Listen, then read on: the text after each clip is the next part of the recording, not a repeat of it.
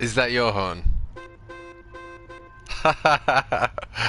Incredible. Well, hello, folks, and welcome to what is the second into TMK interviews. Hopefully, the first of many to come in quick succession. But nevertheless, we are blessed with the presence of SimonJerryNCF1. Say hello, Simon.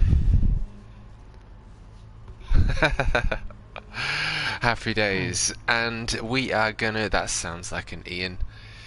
Howdy doodle, Ian, welcome. We're just gonna sort out the social medias and then we're gonna kick it off.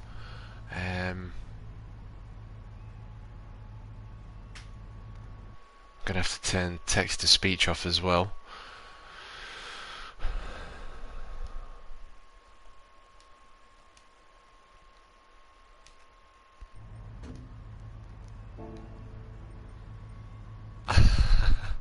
Are you in the focus? Happy days, happy days. Right, let's get this shared to Discord.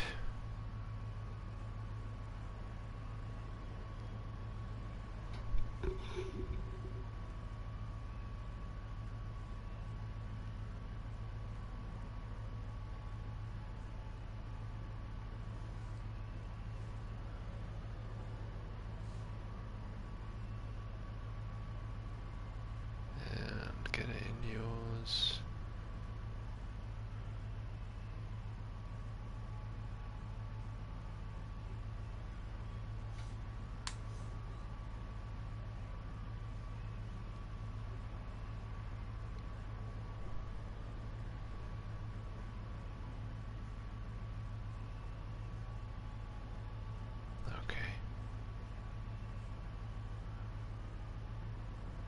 Send it to Jeffro.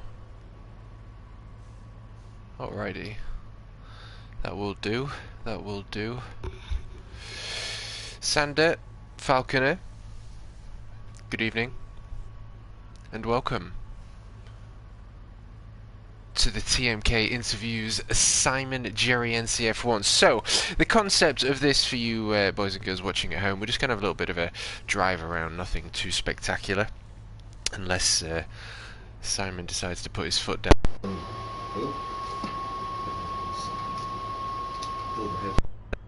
Unless Simon decides to have a little bit of a play, then we'll try and keep up. All in good jest. So let's kick this off. I've got some questions here to the side of me. The horn is ready to go.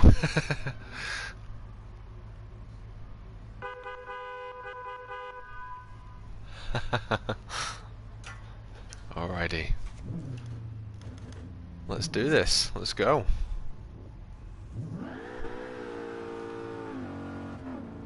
I think I'm on sports hard tires here as well, so we're going to be nice and slidey if we do indeed decide to go for it. But yeah, first of all, thank you for doing this, Simon.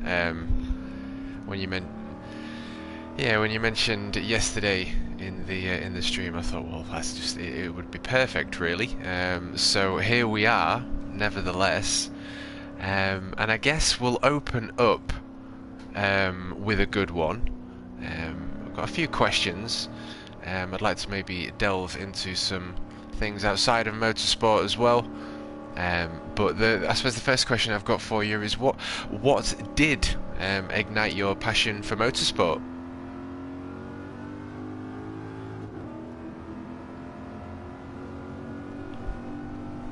Okay.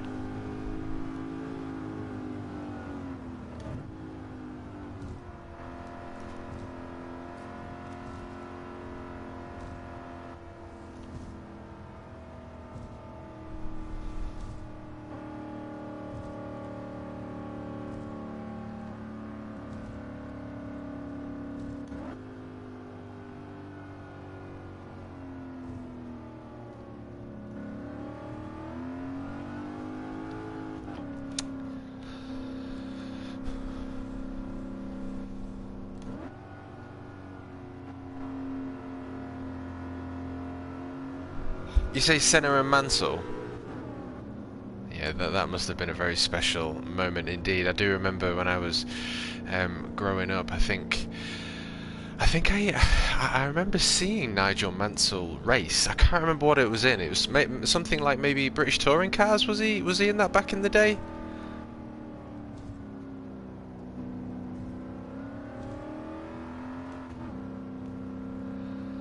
Interesting. Yeah, I think, and you know, funnily enough, just having some visions and flashbacks. Then, the track that we saw Nigel Mansell race at was Donington Park.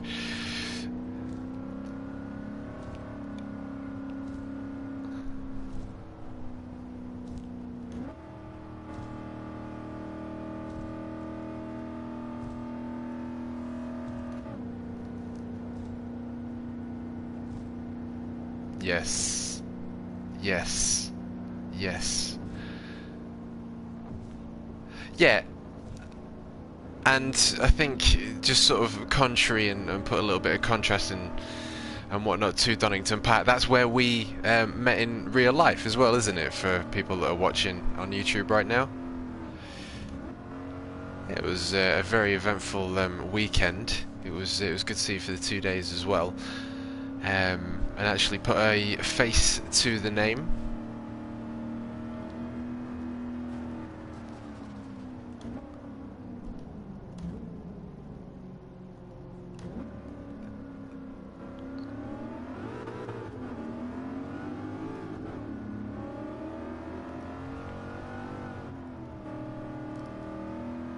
Yep, absolutely. Well, we met. Well, was that? Did you meet everyone for the first time as well at Donington? Right. Got you. So we met Scotty Senior. We met Josh Benson, TTR Benson, Techno Tim. I can't remember the name. Mike Hollywood, I think, his friend that he brought, wasn't it? That was his name. And we was lucky enough, and do you know, funnily enough, because I really wanted to get a photo with him, but I thought I'll do it at the pub later when we'd had the day, Saturday's qualifying at Donington. I thought I'll just grab a photo with him at the pub, and he ended up leaving, but we ended up meeting Basic Ollie as well.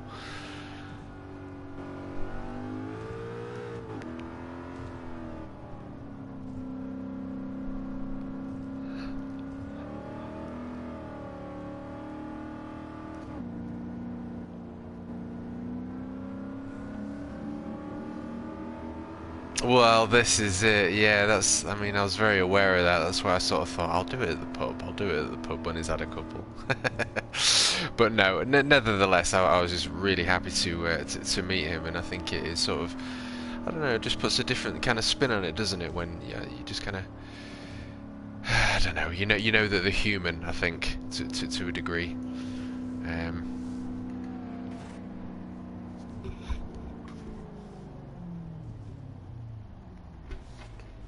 Appreciate that, boys. Let's have a little look here.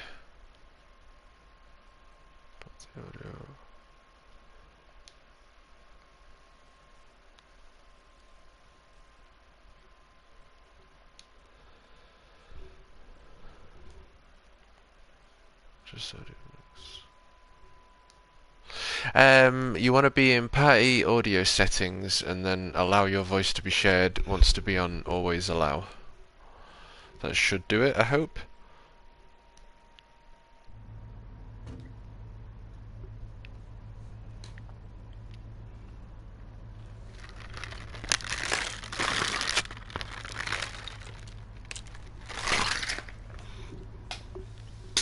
Deja vu, last race. Jerry didn't know the controller mute, also muted his mic.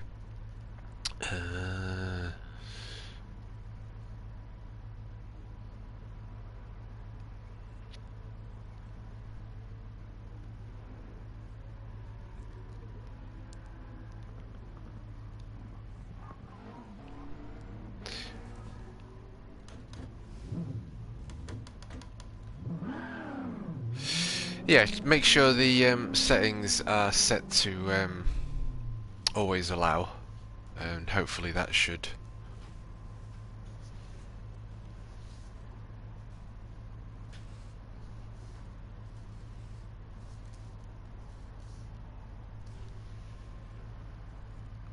Somebody's muted came. How are we looking, boys? There's still no Simon. So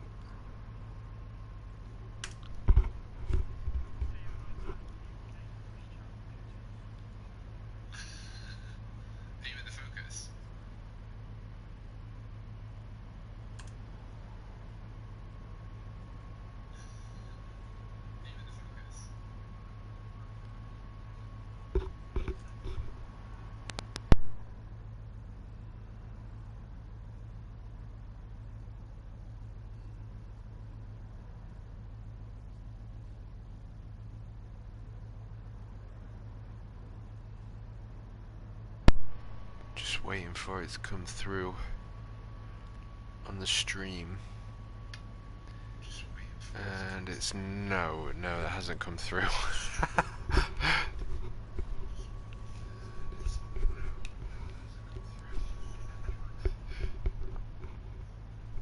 Yeah.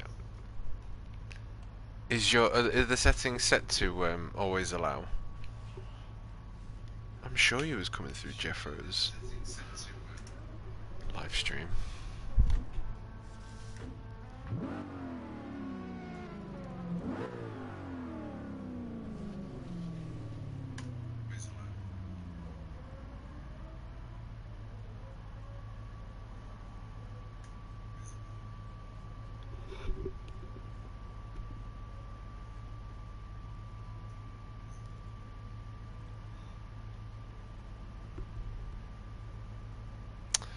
Yeah, I'm not hearing anything coming through the YouTube stream. Hello Tassos. So, if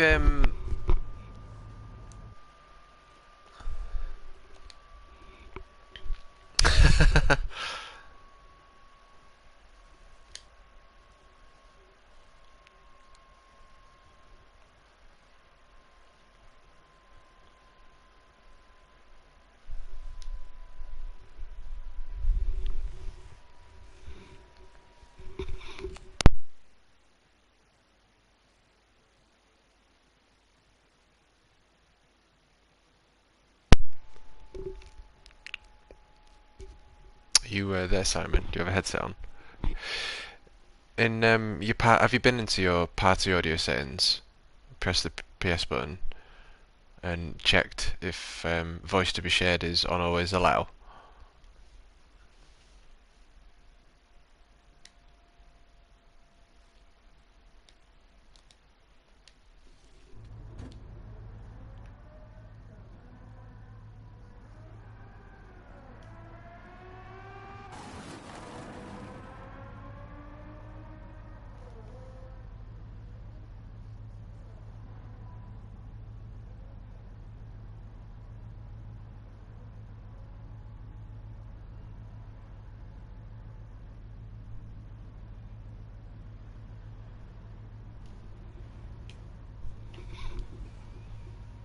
Let's have a little look-see.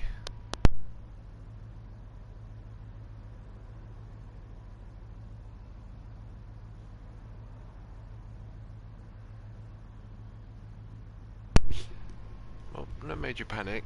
We'll try and get it sorted.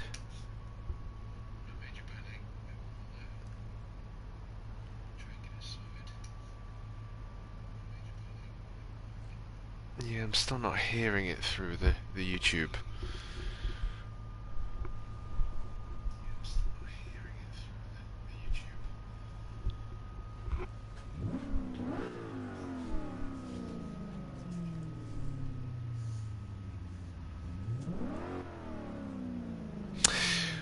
Well, this is what I'm thinking, yeah. I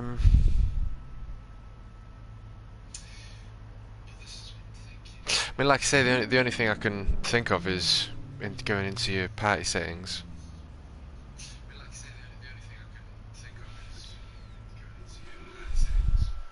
Let's have a look, see.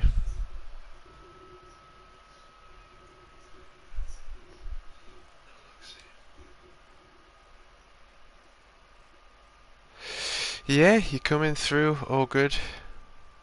Party audio settings. Allow voice to be shared, always on. Right, sure.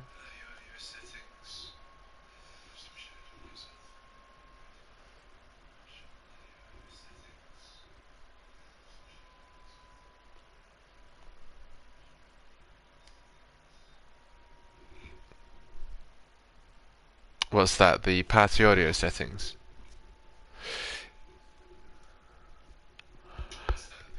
With you. God, I think it's. I remember my friend showing me. I think you had to.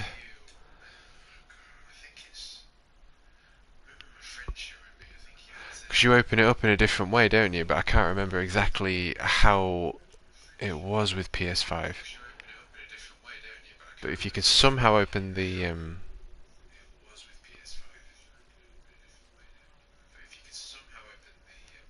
Hey, that means well, we've That got should it. be it. We've got it. Okay, okay. Let me.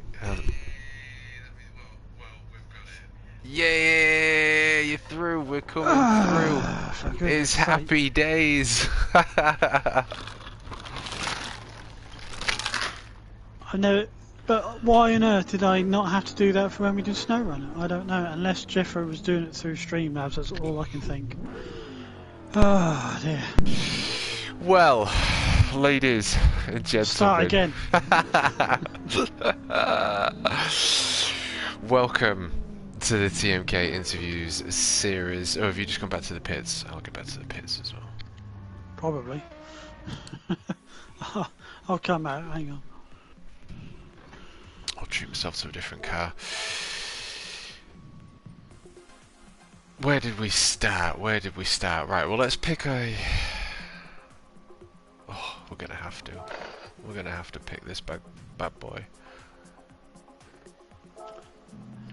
Right, so to answer you, they heard your question, so they can quickly hear the first question. Where did I get my first love of motorsport? Yes. Hard to say. It was like I said. I went to see my dad's cousin do banger racing, but in terms of F1, I just remember seeing the first race on TV one Sunday. It was a 1991 Hungarian Grand Prix when Mansell and Senna were fighting, and then we talked a little bit about Donington meeting up and that. But yeah. But they heard most of that bit from you anyway. We didn't really. I had a huge amount to that anyway. Indeed, indeed.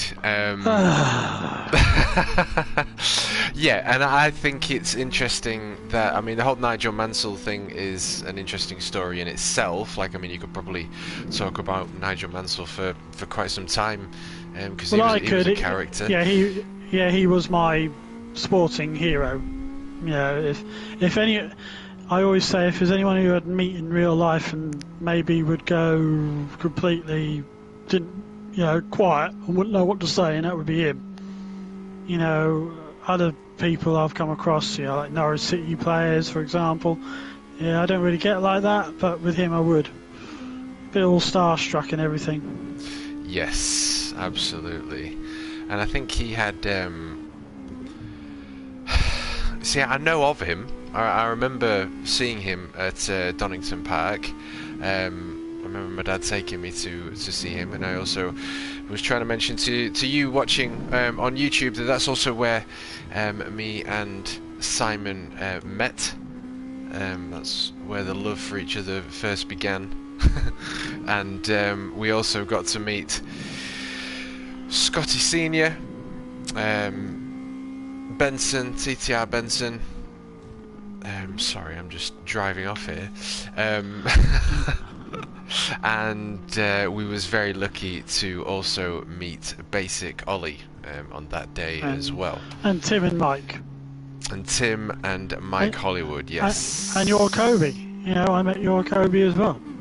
That's very true. That's very true. We took Kobe. I'm really happy he came, because I think it's really important to have those experiences. You never know when you're going to have them again, and definitely. I think, yeah, for me, being a child growing up in the Nigel Mansell era, or more rather the Jason Plato era, which is the other point actually of going to Donington and watching BTCC, is that I mean, I kind of consider myself lucky to catch him at the end of his career. Yeah, definitely. I haven't heard anything that he's going to come back next year. I think that could have been it. I know there's definitely nothing fully confirmed, but I think that is it. So, yeah, I saw him at Snetterton again, but I don't think he's doing any more. I think you're probably going to do something else now. What, I don't know. Yeah, he's definitely had a good run, hasn't he? Without a doubt, yeah. You don't go that far and achieve what he's achieved without being average, do you? You know, so that's a very good run indeed, and he's been able to keep fairly competitive most of that time. It's only the last couple of years that, but maybe he has been off the pace. Indeed. And I'm curious to, before we move on, to Nigel Mansell's rise to F1. What year did it all change for him, and like what do you know much of the backstory to that? What, Mansell? Yeah.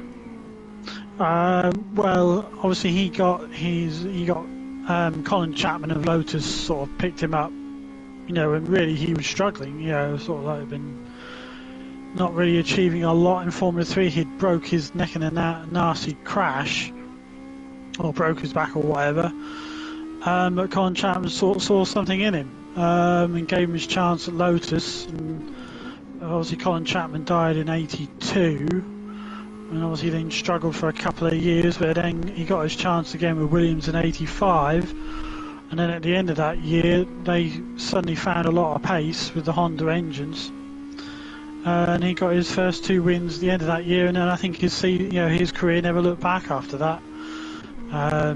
Taking on PK in '86 and '87, and then moving on to Ferrari for '89, and what struggling. Year? Sorry, go on. No, go on.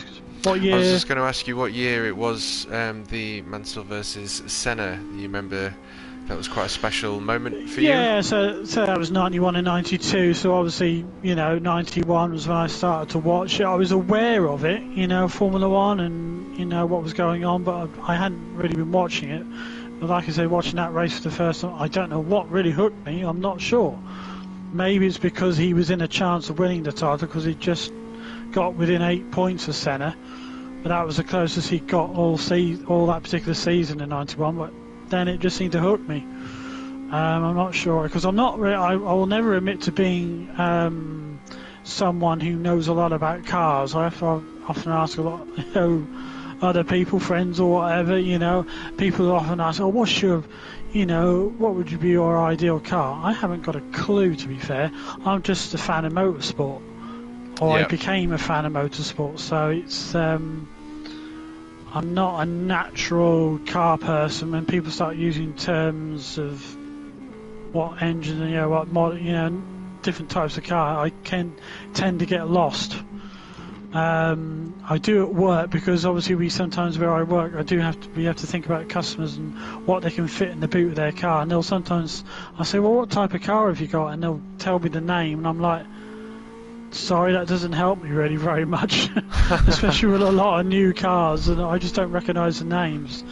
90s car, 80s and 90s I'm aware of, but you don't see many of them about anymore. But then obviously in '92 I went to my first ever Formula One. Well, we went to qualifying at Silverstone in '92, and so actually going to that and experiencing that really did, kick it off. Going to a live motorsport event, like with any sporting event, when you're actually there, it makes a hell of a difference. Interesting. So you've actually been to see F1 as well, then? Oh yeah, quite a lot I've seen of F1, but that I still put down as what really, seeing Mansell live, and obviously Senna, because obviously he was only about sadly with us for a couple of more years, you know, and I did get a chance to see him. But there was some big drive, you know, to what I class as legendary drivers there. You know, you had your Mansell, you had Senna, you had Gerhard Berger, Michael Schumacher, Martin Brundle, John Lacey, you know, all these names, you know, driving, and you had a plethora of engines from your Ferrari V12 and Honda V12s through to your Ford V8s. I mean, unless you go to a specific event now, you're not going to see that in Formula 1 ever again. No. So I do feel very lucky to have seen it. The smell of the petrol. Yeah. You know, yeah. Getting that back then, it was really rich, the stuff, very rich, and the smell of it was unbelievable. Oh, especially when the Ferraris went past. And the sound as well, the V12 Ferraris just, well, they nearly pierced my eardrum. Really? Being a child back then, your hearing's a lot more sensitive, so it was a bit of a shock to the system. Indeed. That must have been an incredible spectacle to see, especially. I mean, even now, I would imagine that it's an incredible. The sights and sounds of F1 would be incredible today, but I think the engines that they had back then and the exhausts, you know, they were absolutely brutal. And the is it the overrun feature where they're off the throttle and it's just popping and crackling? Yeah, you could hear that. Yeah, definitely. Because we were where we sat or where we positioned ourselves, we were at the Maggots Bend.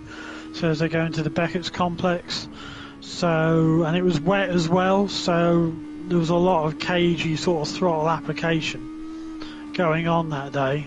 That was the only thing that spoiled it, really, how wet it was, but it did show how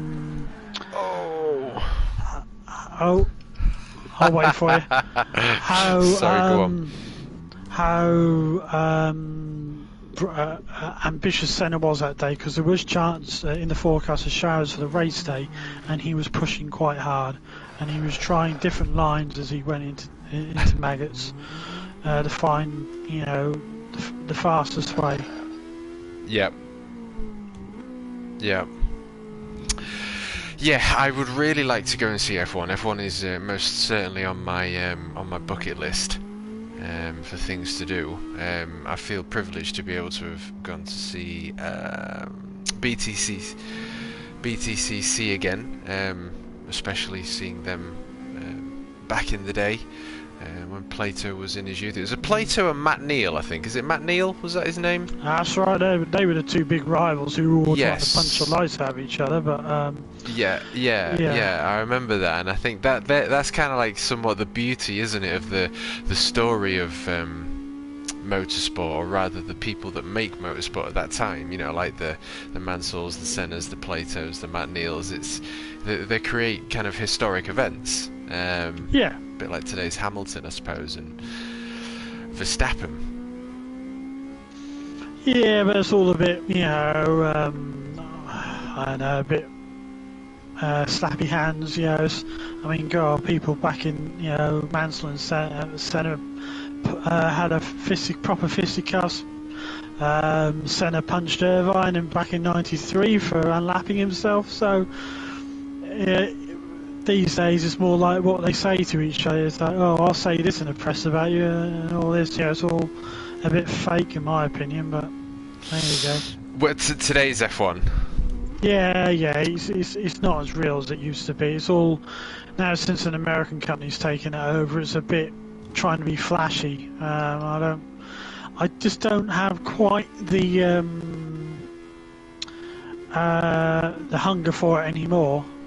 I can easily watch YouTube highlights now of a race. I'm not that fussed unless I know it's going to be really good, or, you know, I mean, this year's championship was a non-starter. You know, already, you know, 3 or 4 races into the season, you could tell the way Ferrari were throwing things away. You know, that Red Bull were going to walk it. So it's a bit of a non-event for me. Indeed, yeah, it is an interesting one. I think modern F1 is, I don't know. There's been a few times where I've just sort of been watching it and thought this is all to generate money, and I don't think that necessarily takes away from the drivers and the performances, because at the end of the day, I think it's extremely entertaining. It's very dramatized, Yeah, and yeah. I remember I just watching. I just don't like some of the, like I just think on certain tracks, probably not all, but on certain tracks, DRS is not needed. Yeah. There are certain tracks where DRS just makes you just walk past the car, and that's no skill involved in that. I mean, I remember with Max Verstappen, with what he did at Belgium, they was like, oh, it was the most fantastic drive. We've seen drives like that years ago where no DRS was involved whatsoever. It makes a mockery of how good it is. I think it was overrated, some of his driving this year, because the DRS just makes it far too easy. At Belgium, it makes it really easy. You already get a good toe when you're going through a Rouge and then rally on. So, indeed, and I mean, I guess we can go for as long as we want, but I'm curious, and it's not on my list, but I'm curious. My rant over about modern Formula One. Yeah. Oh no, I'm loving it. I'm absolutely loving it. I find it fascinating, especially having insights into past experiences, because I know how valuable they are for me. But do you have a favourite track? What, F1 track or just track in general? Well, I mean, both or either. I mean, track in general is what I was thinking. Okay. Yeah. Well, obviously the game we're playing is Brands Hatch, and I've been to Brands Hatch a few times. They have 4 touring cars, and there's something about the place. It's being set in woodland almost. At least half of the track. It's very eerie when you hear the engines going through there. It's very ghostly. It's almost, you got the spirits of racing cars racing through, through there. It's a very special experience when you go there and hear all that.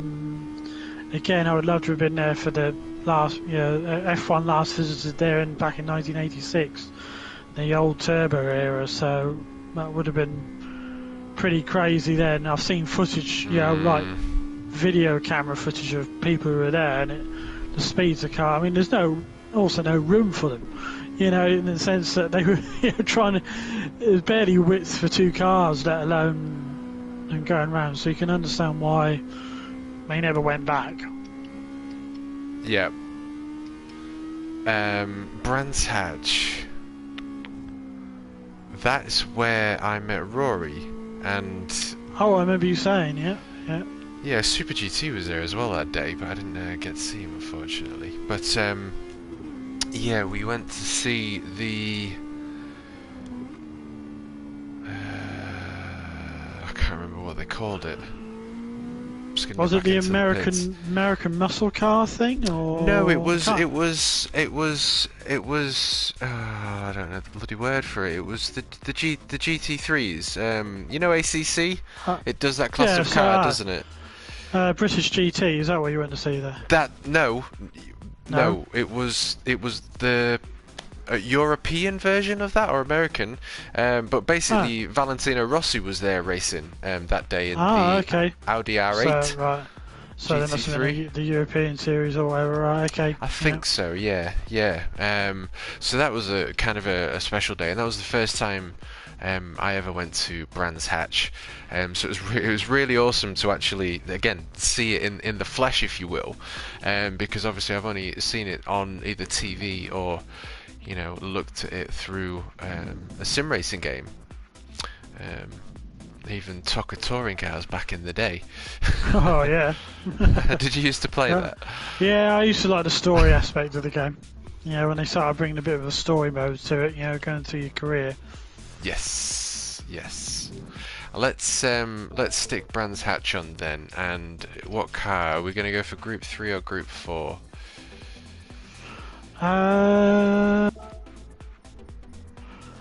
Do Group 4. Group 3 is a bit powerful, isn't it? Yep.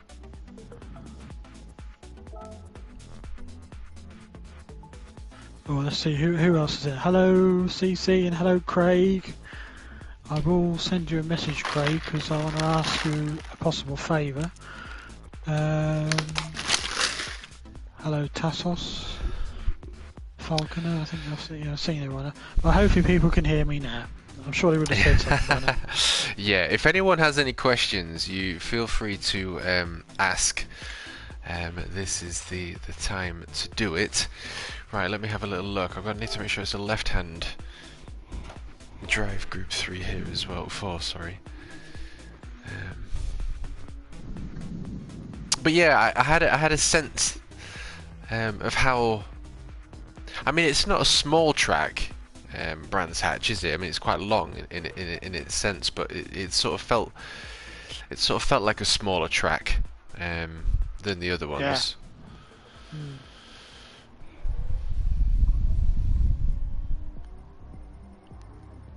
Do I not only go group 4s? Here we go.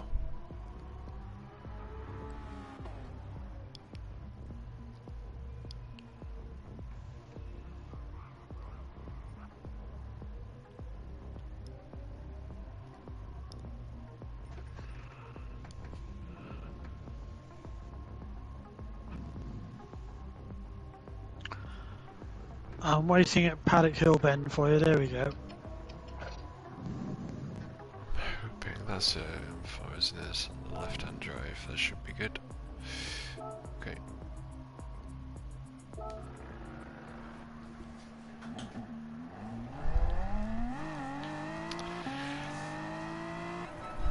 Happy days. Right, we are all golden. We've gone for the Swift. It's the only one where I've done a livery on it, I think. I'm not sure if I've done a livery on any other Group 4 car. Love it, love it, love it. And that actually proposes another question, because I've noticed that you have had yellow and green liveries for some time now. Aye. Yeah. Is this for a specific football team? Might be. Yeah, it is. Yeah. So Norwich City, but yeah. I mean, I could do other colours. I do like British Racing Green and things like that. But you know, yellow and green stands out. I remember going to Cardiff for the playoff final back in 2002, and we were right in the stadium at the top of seeing all the people, all the fans going in the yellow and green. It just stood out so well. I just think it's a great combination colour. Indeed. So you're a football fan then? Yeah, not as much as I used to be. Okay. Again, money I think has sort of spoilt the game, especially for Norwich. I mean, we just can't compete in the top flight unless we get taken over by some rich sheik, you know. But that's not going to happen, and I hope it doesn't really. But if we can find a way of trying to just survive in the Premier League, you know, and be competitive enough to make it worth it, it'll be better. But the club itself at the moment is going through enough issues, and yeah, and like for example the current World Cup, I have no interest in international football anymore. It just doesn't interest me. Oh, okay. I thought you was bigger into football than that. I assumed because of the liveries that I've seen. Well, it is my team, you know, and that will never change. Your sort of home team. Yeah. Well, I understand that. I used to go to the games a lot, but I haven't been to. We went to a charity match back in September, but I haven't been to a proper Norwich game since the pandemic. To be fair, buying tickets now seems to be a much more complicated and awkward scenario now, and I just can't be bothered to go through it. Yeah, that's fair enough. I think that makes sense. But I understand the whole sort of home team thing, because I think I'm not really. I think you kind of described it perfectly in the sense that, you know, I think I'm not really into to the bigger picture of football, but there's something about Grimsby Town, and I don't know, maybe it's just sort of being there, the experience of watching live games. I don't know whether do you still see them live, or Yeah, do you watch a like game I or said, two?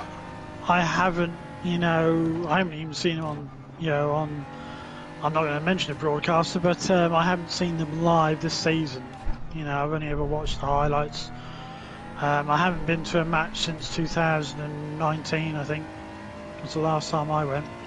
Like I say, obviously for a while, even when they came back after COVID, it was a very... I thought, I don't really like the idea of being amongst the crowd, even though it is outside, but they're all shouting and spitting and all over the place a lot of the time.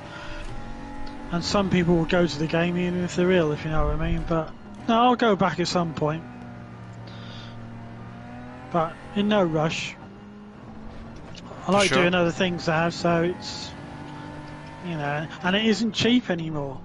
For 90 minutes of action, and that's all it is, 90 minutes. It costs more than what we pay to go to touring cars for the whole weekend. And it's Wow. crazy. And you get a hell of a lot more value for money, in my opinion, at a touring car weekend than you do a football match. So. Yeah, absolutely. Have you been to Santa Pod? No, I know of it, but no, I haven't been to it. Yeah, that is to be fair, experience. I'm not sure if that would get me going. I don't know. I think the initial it'll be alright, but then after a while of the same thing going on and on, I'm not sure. Yeah, it's definitely a different experience. We've been to Santa Pod twice, I believe, and we've I think one was like monster trucks and jet cars and all that kind of thing, and what was it, 3,000 horsepower, or maybe even 5,000 horsepower actual drag cars, and I tell you what, they are something. They're something else. It's the most bizarre thing. Seeing something, getting ready to launch, and when they're getting ready to launch, the ground shakes. Yeah, I bet. There's so much horsepower and sound pressure waves coming from the engine. The ground actually shakes. I remember we was camping over there, and I remember waking up to the sound of dragsters getting ready, and oh, what a beautiful! It was a beautiful moment for me. Got to be honest. But yeah, there's something about seeing a drag car go from a standstill to a quarter mile in 3-point-something seconds. Like, and we consider sports cars to be fast if they hit 60 in 3 seconds. let alone a quarter of a mile. I mean, yeah, exactly. It's just it's insane. Yeah, that's the word I was looking for. Insane. Yeah. Yeah, do recommend it though. Do recommend it. Yeah, well, I certainly would be open to going to see him at least once. Yeah, I think I you say, would like with enjoy any it. sporting event, I'd always say, yeah, I'll go and see what it's like. Feel like we went to tennis one year. My mum loves tennis, and we were on holiday down near eSports, and obviously they have a sort of big tournament just before Wimbledon. I wasn't sure if I'd ever enjoy it, but I really did. It was really good, and we got to see the actual Wimbledon champion, the ladies Wimbledon champion. Just before, before she did, when she beat Serena, Simona Halep. So, but I believe she's been done for drugs now, as far as I know. She's not in this, but she said she's going to try and clear her name. But yeah. Interesting. So my mind was going off in a couple of different places there. I just wanted to make sure I was catching up with everyone on chat. Ian's saying Top Fuel's 8,000 horsepower. Welcome, Dangley. Good to see you, mate. Welcome in. Hi, Dan. Right. Ian, will you get in a car that is catchable? That's all right. It's all right while he can't control it, I suppose. That's okay. Just as you say that, we get a nice picture of Ian Seal sliding. Oh, we're brilliant. We've got Seal with us as well. Fantastic. Come to join the party. If anyone wants to come on, you're more than welcome to. We're just having a drive around and a chill while we have this chat. Bit of an open track day.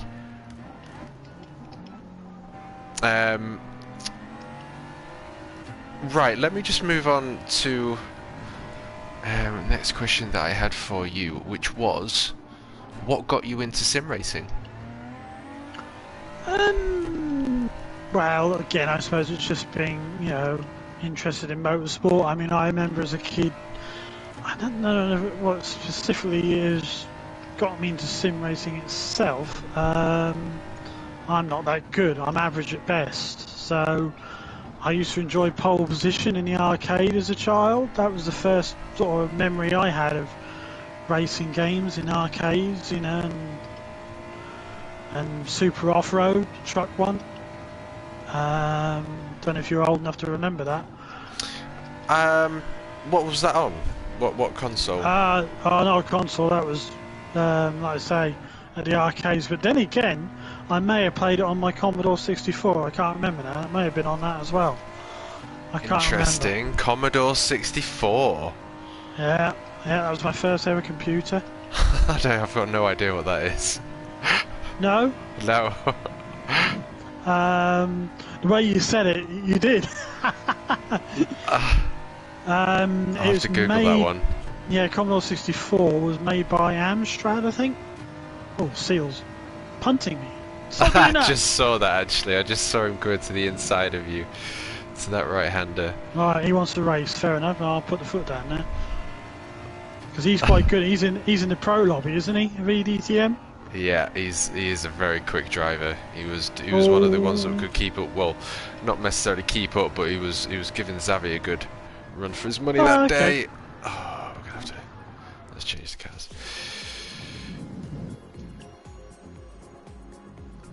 Yep. So sorry, got you into sim racing. Yeah, so it's those sort of things. But then, we go on. Obviously, the first on PlayStation, the first racing I ever played was Formula One, which was when Psygnosis was a developer of it, and that was the first one with Murray Walker commentating and everything. Walker. That was about the most realistic one I ever remember, where the tracks actually looked like the tracks, and the cars sort of, a bit blocky when you look at them now, but back then you thought, blimey, this is so realistic.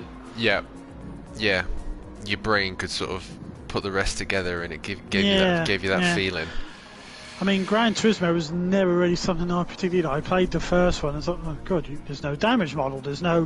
You're just hitting into things, and there's this annoying music, which I couldn't work out back then how to turn it off, which it probably was. So it didn't really appeal to me until that long break until Gran Turismo Sport came out, when I had a PlayStation 4, and I think I don't know where it could have been one of the streamers playing it, and I thought, oh, that looks alright. That's got more like racing, vehicles, and a good mixture and good tracks, real world tracks as well. So absolutely. Yeah. And so how do you compare? There's a couple of questions in one here. How do you compare the evolution of Gran Turismo to what it is today, and also how has sim racing evolved from the first ever racing game that you ever played? Well, if you go to sim racing, I'll leave Gran Turismo out for a bit, but sim racing in general, the first one in the arcade, they're just not comparable. You can't. It was just put 10p in and race around a track that just had bare no similarity to anything, where you just got this little, which looked like a little, 80s Formula 1 car, but you're just going either to the right or the left or going straight. With the odd oil slick you have to avoid or things like that. But now it's unbelievable the progress things have made. For sure. And have you always played with a wheel, or is the wheel sort of a newish addition to the sim racing journey? The wheel, I mean, oh, for God's sake, go in the, we've got that on live on stream. Oh, did we? Oh, lovely. Yeah. Yeah, I'm going to change the tyre. The tyres are starting to wear. Like, that's my racing driver excuse. Are you picking another car, or should we go Group 3? Well, I mean, you can pick whatever you want. It's anything you want. I quite like this car. I'm going to stay on this. I'm just going to change my tyres. Just oh, well, I'm going to buy them. I didn't realise that. Where's my... Oh, race shop shut. That's not fair. Okay. So if Seal was on soft tyres there, I was doing well to keep up with him. I'm on mediums, so I'm quite happy with that. Well, I'm going to go out in a electric Porsche here, and boo, electric Porsche. Well, that's subject, perhaps, to the next conversation. Which is, electric cars. Yeah, but with racing games, yeah, they've moved on a hell of a lot. I mean, when you watch other streamers, like when I do with Ollie, with his iRacing, I mean, it's crazy. He has, a strategist there, to work out their fuel and everything.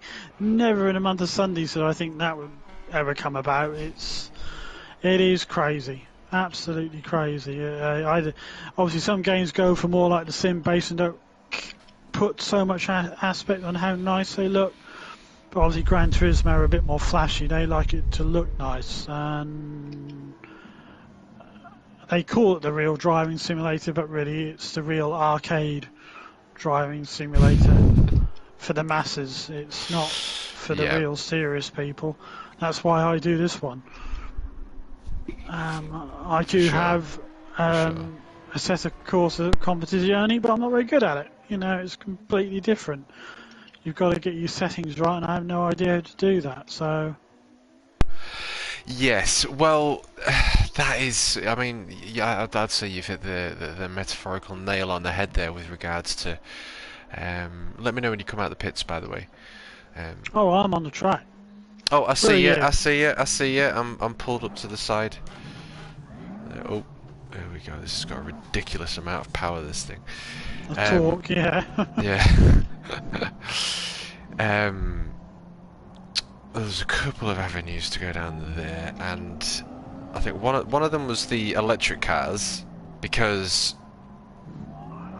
we have WRC, because I'm a massive fan of rally myself. They've gone 1.6 4-cylinder turbo 350 horsepower engines with 150 horsepower electric boost. Right. So they can have up to 500 horsepower on tap with modern rally cars. The BTCC that we went to see, I think, was very similar. Yeah, they have hybrid sort of thing. Yeah. Yeah, and it works in the same way. They've done it much better than Formula One. Formula One sound like tractor engines, and touring cars sound exactly the same to me. So I'm sure there would be more trained professionals who can pick out the difference, but they sound just as exhilarating as they did before, and loud. And that's the most important thing. Formula One engines, I don't know what they did wrong there, but when the first year I saw them after the V8s, it was awful. Absolutely awful. The GP2 and GP3 cars were more interesting to listen to than the Formula One engines. Yeah, it's going to take motorsport into a very interesting avenue, I believe, because I think there's something about the sound of engines and the way that they make you feel, and a lot of that has to do with getting the most out of the car. Even Colin McRae, for instance, absolutely pushing what was nothing other than you in the car back in the day, wasn't it? They don't think they had any electronic aids or much back then. No. So don't think rally cars really had traction control, but someone may correct me there. But I don't know so much about rally. I watched a bit of it when Colin McRae and Richard Burns were about, but That was only generally when the British one was on. You never used to see the other ones, you know. BBC would only sort of have any interest when it came to this country. For sure, for sure.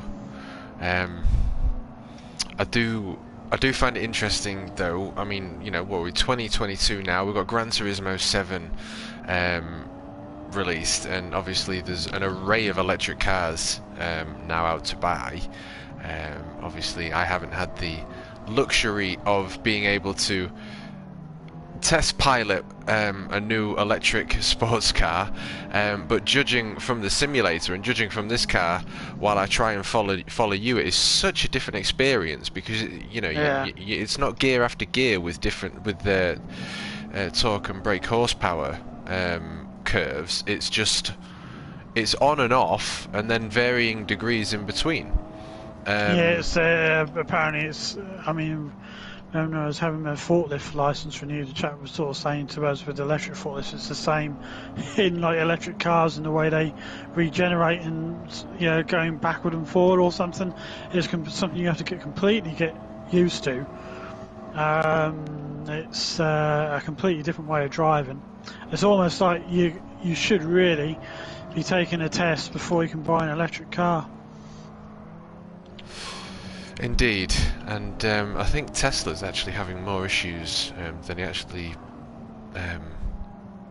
would probably let on. I don't know whether...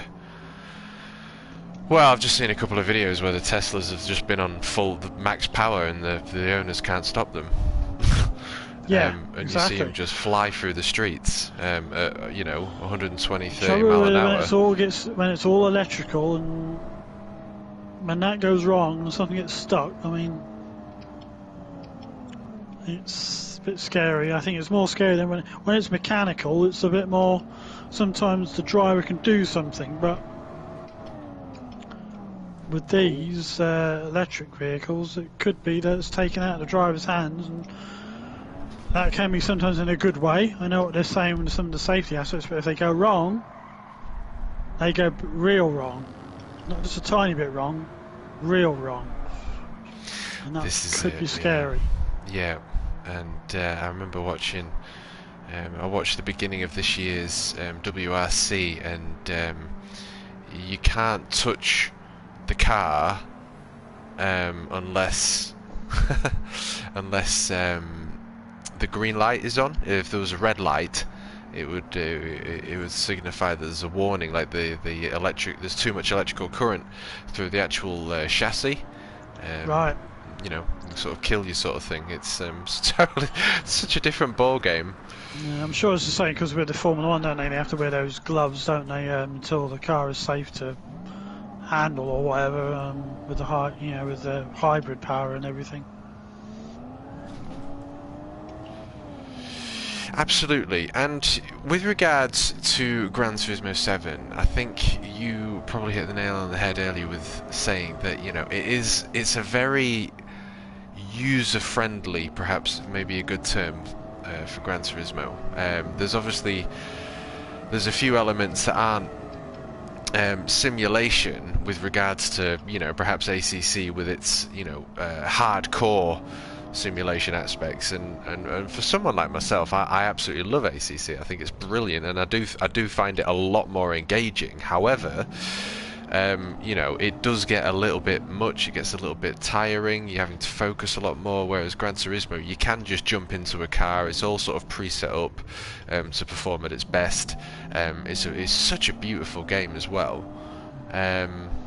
I think the ACC needs that mode where you can just jump into it so you can get used to it, you know, in terms of the driving aspect.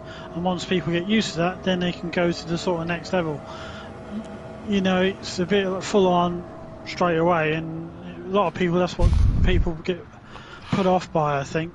It's sort of, I keep saying, right, I must go back to that and give it another go, but I usually get put off again because I end up being knackered after like 10 minutes. Yeah. I mean, I have all the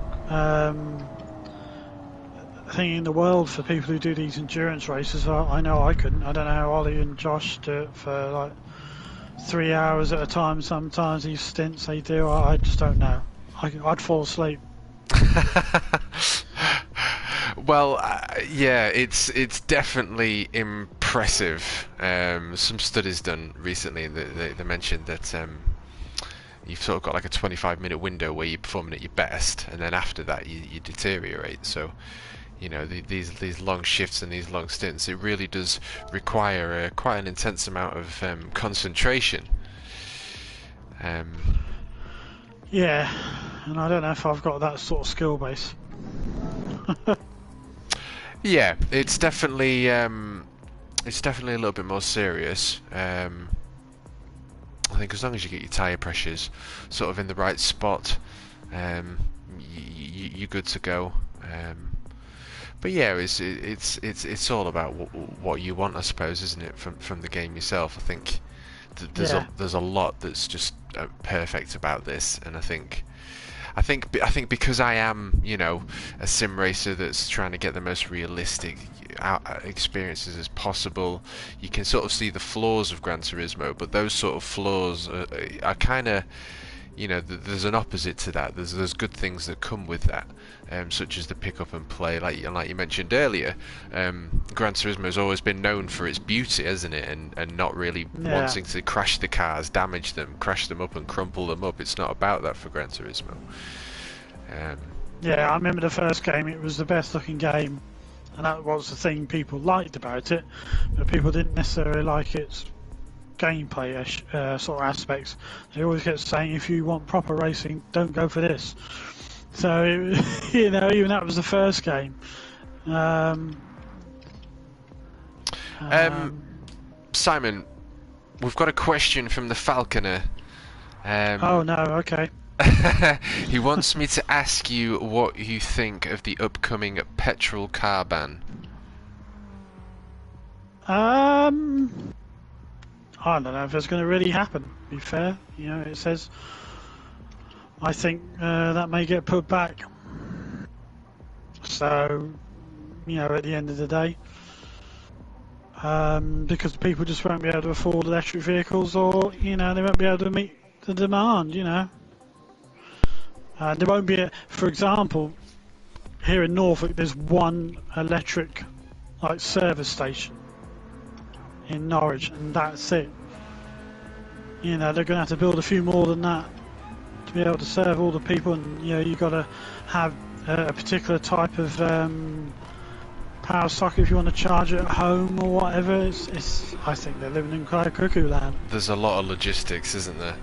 Yeah, I think it's all to keep certain groups happy, or to keep them quiet for a little bit. To keep certain rich people I don't think it's logistically possible, and I don't think electric is necessarily the answer. No.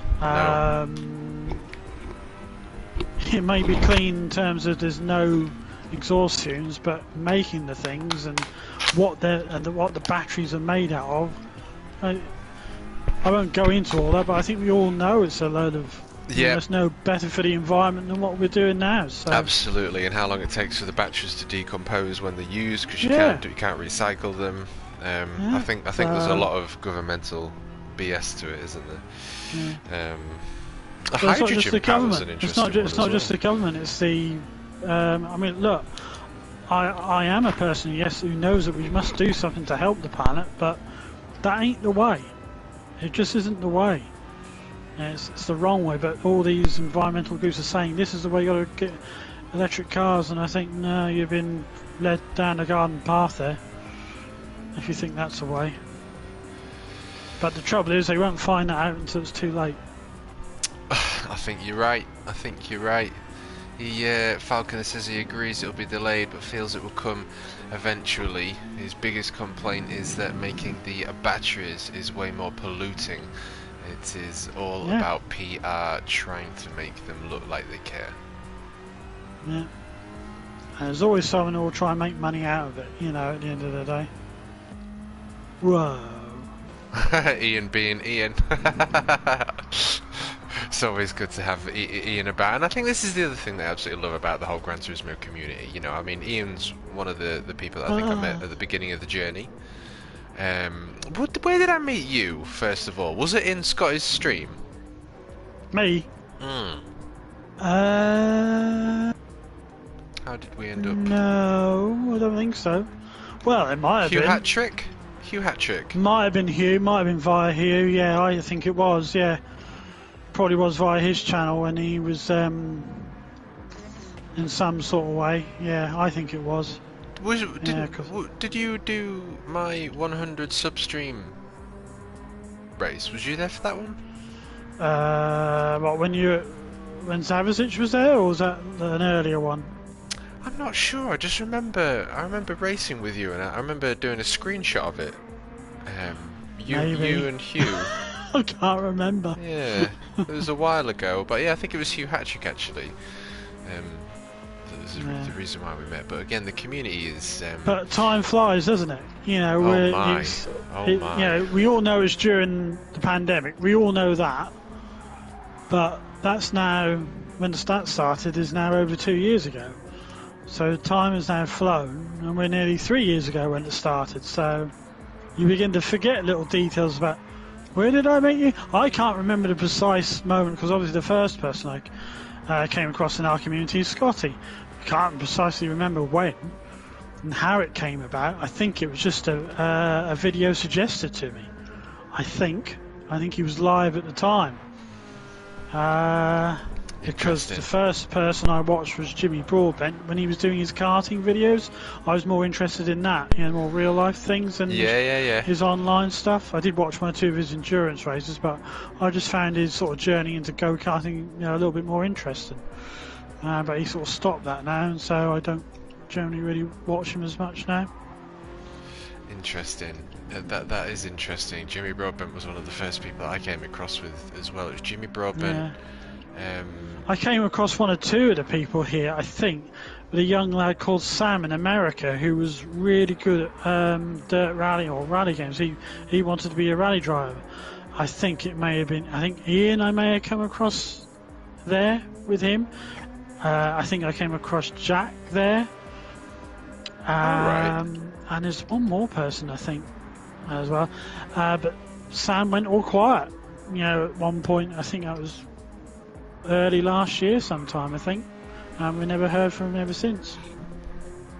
So, you know, it was him and his dad, you know, his sort of dad supported him in doing it and everything, because I came across Sam from a video he, you know, challenged Jimmy Broadbent.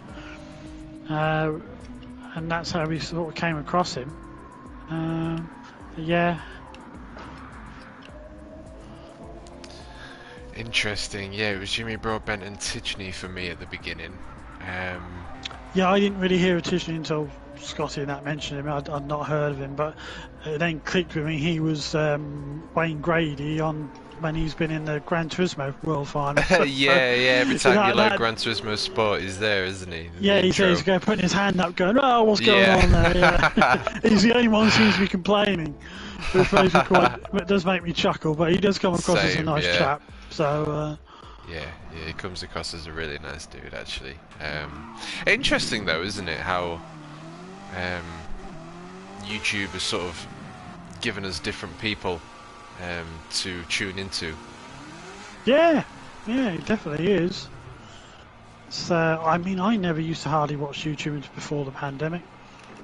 Never used to touch it much at all, really, except for watching, trying to find old TV programs that you don't see anymore, or some old music videos and things like that in the 60s and 70s. That's all I used it for. That was it. But now I probably watch that more than TV. I mean, yes. I keep forgetting I've got a Disney Plus subscription, which I must use. Otherwise, it's a pointless, absolute waste of time. Some good stuff on there as well. Some good stuff on there. But well, I've been catching up with that Star Wars series, Andor. Got caught up, so it's boring me to tears. But I thought, look, being a Star Wars fan, I have to know. At least I've got to forge an opinion. You have to watch it, but it's still boring as hell. I haven't seen Andor. That's the one I need to catch on. You're not missing a lot. Right. Interesting. Well, I think it's an interesting comment though. with regards to, as I go way too deep into that corner, with regards to actually watching more time on YouTube, which is what I do really. I spend more time watching people on live streams than I do actually watching TV. I don't really watch much TV at all, but I think there's something about, you know, it's kind of got that TV aspect, but in the other sense, which is what I love about this whole community, is that you can get to talk to people live on chat. I think that's a really cool thing. You know, you're not sort of just sat there on your own. You can actually interact with others that are watching the same things unfold at the same time. Yeah, it's definitely a big pro about it, a big pro. I see Rue's in the chat now. Hello, Rue. I haven't said hello to you, Matt, but hello. God, this combat's a tricky one. I'm not getting drunk. What's he on about getting drunk? Get very drunk so you can't feel anything. Tuh.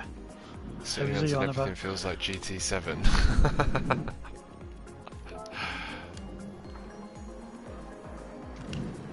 Seals comes to have another little play with you. Let me have a little look through the chat. Make sure I've not missed any more questions. I know you want the real experience of driving. Personally, I spent my time searching for the GT7 experience. No Cup. Patrick. Met Jimmy in real. Oh, Ian's met Jimmy in real life. That's awesome. Sander, Jimmy, Super GT, Key, Scotty in that order. Yeah, I find that really interesting. Super GT, I can't believe I forgot to mention that actually. Steve was also one of the ones that I met. Well, came to me through YouTube with regards to the Gran Turismo algorithm. It's interesting how it all comes together actually. Yeah. Welcome, Tim. Good to see you. Thank you for popping in. Just get that wheel on the grass and that's it. So, do you play other racing games? Is this your favourite? Is this sort of as far as you want to go? Are you considering like what rig do you use? Are you looking for new things? I was hoping there was a touring car game coming out, but that doesn't look like that's happening. That seems to have come out on that half, you know, a few aspects of it on R Factor 2, doesn't it? It doesn't. I thought the idea was going to be its own sort of console game version, but it doesn't look like that's happening from what I know, unless someone else knows any different now. But I heard them saying it was going to happen, but then you suddenly start to appear on R Factor 2, so you think, oh, is that it then? Because I mean, you know, I've got a gaming laptop, but I'd need another screen, and I'm not in the mood for doing that. Yeah, there's a lot to it.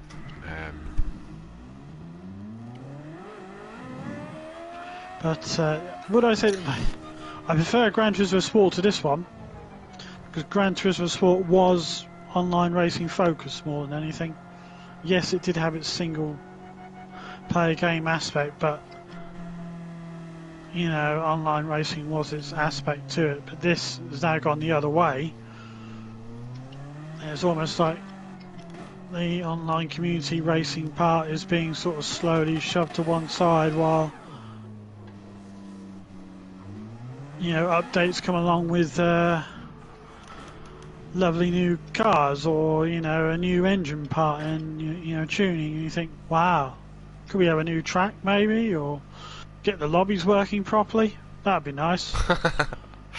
Yeah, well, I think I can't remember who it was who told me. Apparently, this game was released, I think it was maybe a year or two earlier than it should have been, but they obviously had to get it released in time for PS5. Yeah, but how long had they been working on it, Matt? They'd already got the basis of an idea of how a lobby works through Gran Turismo Sport. So, I don't believe in that. I just think they just decided to focus on a single player game for some reason. They obviously, but it seems but like, say you hear the statistics that 70 to 80% is single players, so that's why they focus on it. I think mainly that's happened due to, you know, with, you know, that COVID restrictions aren't really there anymore. So, you know, not so many people are spending so much time on it. Maybe, I don't know. It's a tough one to really put a finger on. But it's a shame because, like I say, when you look at it, for me, not a huge amount has changed in terms of our online racing from Gran Turismo Sport to this. I mean, yes, it does look a bit better, but I remember Super GT doing a video on it and he's saying, oh, going back to this, I can see a difference. So you would see a difference, but not the remarkable difference that you should see between a PS4 and a PS5, the power that this PS5 should have. So, and also it depends on the sort of TV screen or screen you're using to play it on. Mine's just a bog standard HD 1080 flat screen TV. I mean, some people are probably using proper gaming monitors and probably get a much more detailed experience out of it, but who knows. But I just think they miss a trick big time. But I don't think anything's going to happen. I mean, everyone keeps saying, oh, Polyphony should do this, should do this. The only way it'll happen if we all go on strike and don't play the game. Then they may suddenly take notice if that suddenly happens. Yeah, there's definitely a large sort of proportion of people that are quite unhappy with the game. But I think, like you say, it's been out for such a long time now, and they've had. It feels like a long time, doesn't it?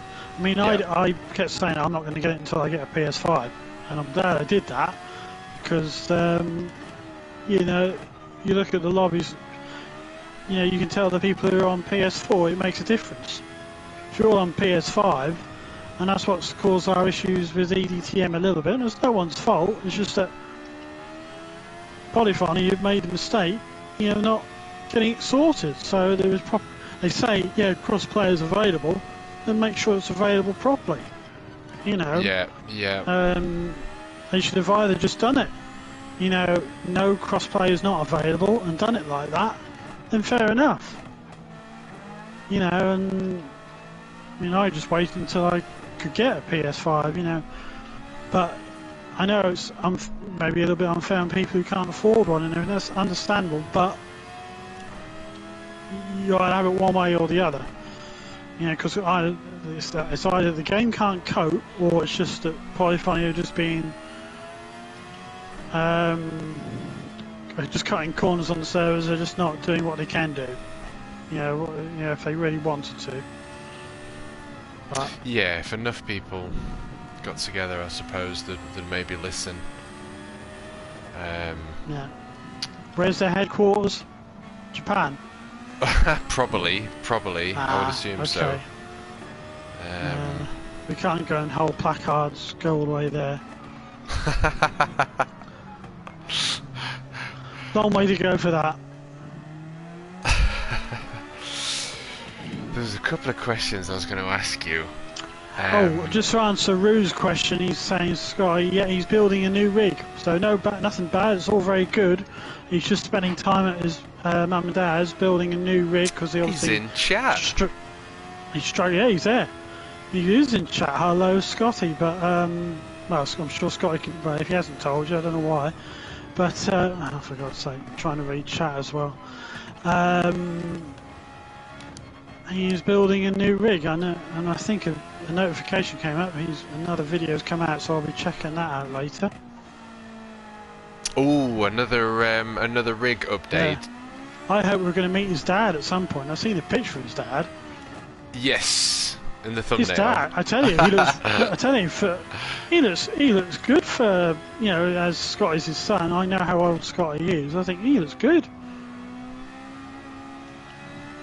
I'm just waiting for Scotty now to give a reaction to that. He looks younger than Scotty. It's great to have you in, Scotty, and we was talking earlier at the beginning of the stream, on 2 occasions actually, because we had to get the mic sorted, but we mentioned how we met up at Donington, and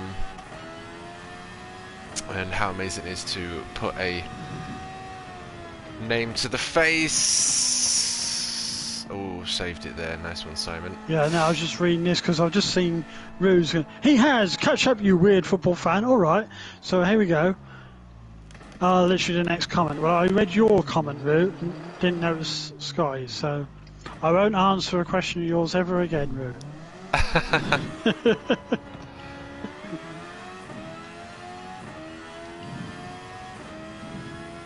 Tommy Jones. Howdy doodle, Tommy. It's great to see you. Thank you for Hi, Tommy. popping in.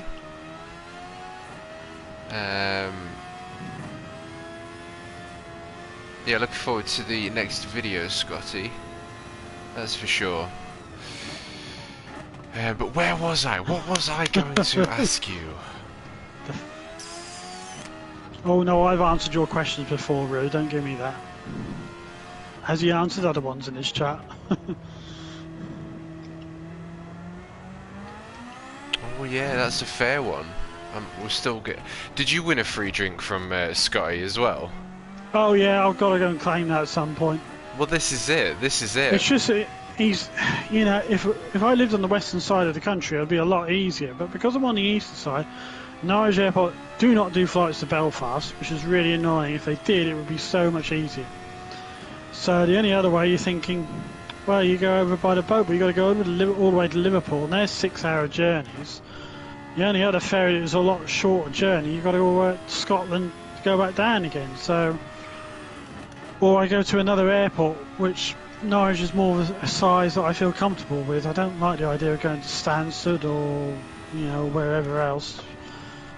I've only been to an airport once, and it wasn't on my own, so. But I'll figure out a way. I'll figure out a way. Yeah, well, I think we should definitely continue meeting up like we have done. The idea with that was to, you know, keep it as an ongoing, constant thing. And I'm sure that if we had one day a year where we can meet up somewhere where it's a bit of an event. I mean, Dangley in chat. Dangly balls. Oh dear, it gets me every time. He's got a bed and breakfast. And oh, has he? Yes, well, not him. I think it's his mother. I can't remember. If you're still in chat, if you could let us know, Dan. Where's he based? Now. Hopefully he's in chat and he can let us know. But he did mention that was a possibility for us to, you know, have a location in which we could all meet up.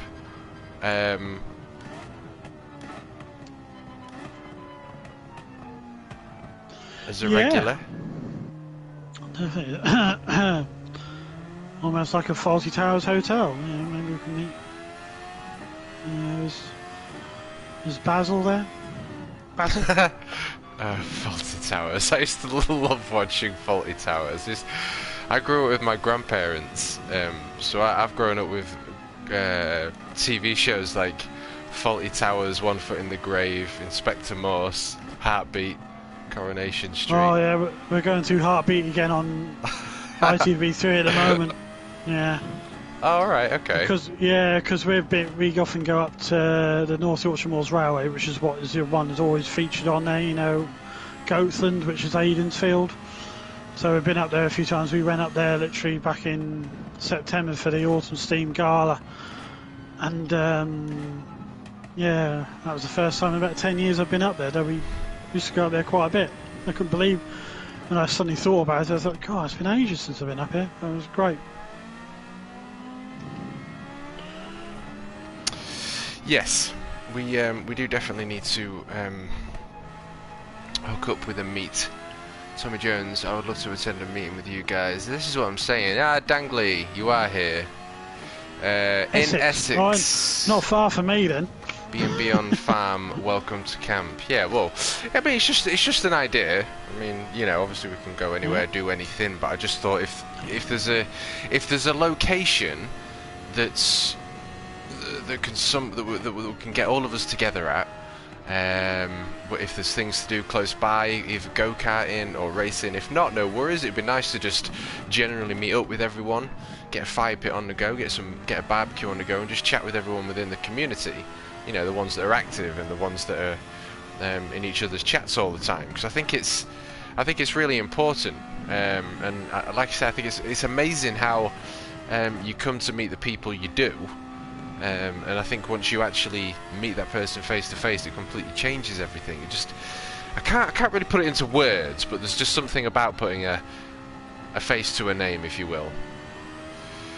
Yeah, no, there's no different. You know, when we all met up, it was very enjoyable. We were able to relax, and once the initial meeting up, that's always the nerve-wracking bit, isn't it? We got on fine. You know, going out for the meal that night. Well, it was a very nice meal. It was a lovely meal, yeah. I know you and your boy had the what you would call it, carvery, but looked a pretty decent carvery as well. It was a decent carvery. It was all right, actually. It was all right. Not too much to grumble at, but yeah, it was nice to. It was nice to take Kobe, but I definitely would have liked to have stuck back with you boys and had a chat, because it sounds like you all had a pretty good night. I don't think we were there for that much longer, but then again, right. I'm not sure, because I knew I was getting tired because driving there, it was, you know, I just couldn't understand how Benson kept going like he did. I mean, I've never seen a man put so much away in terms of drinking. Just seems, and how he seems fine the next day. I've never seen anything like it. But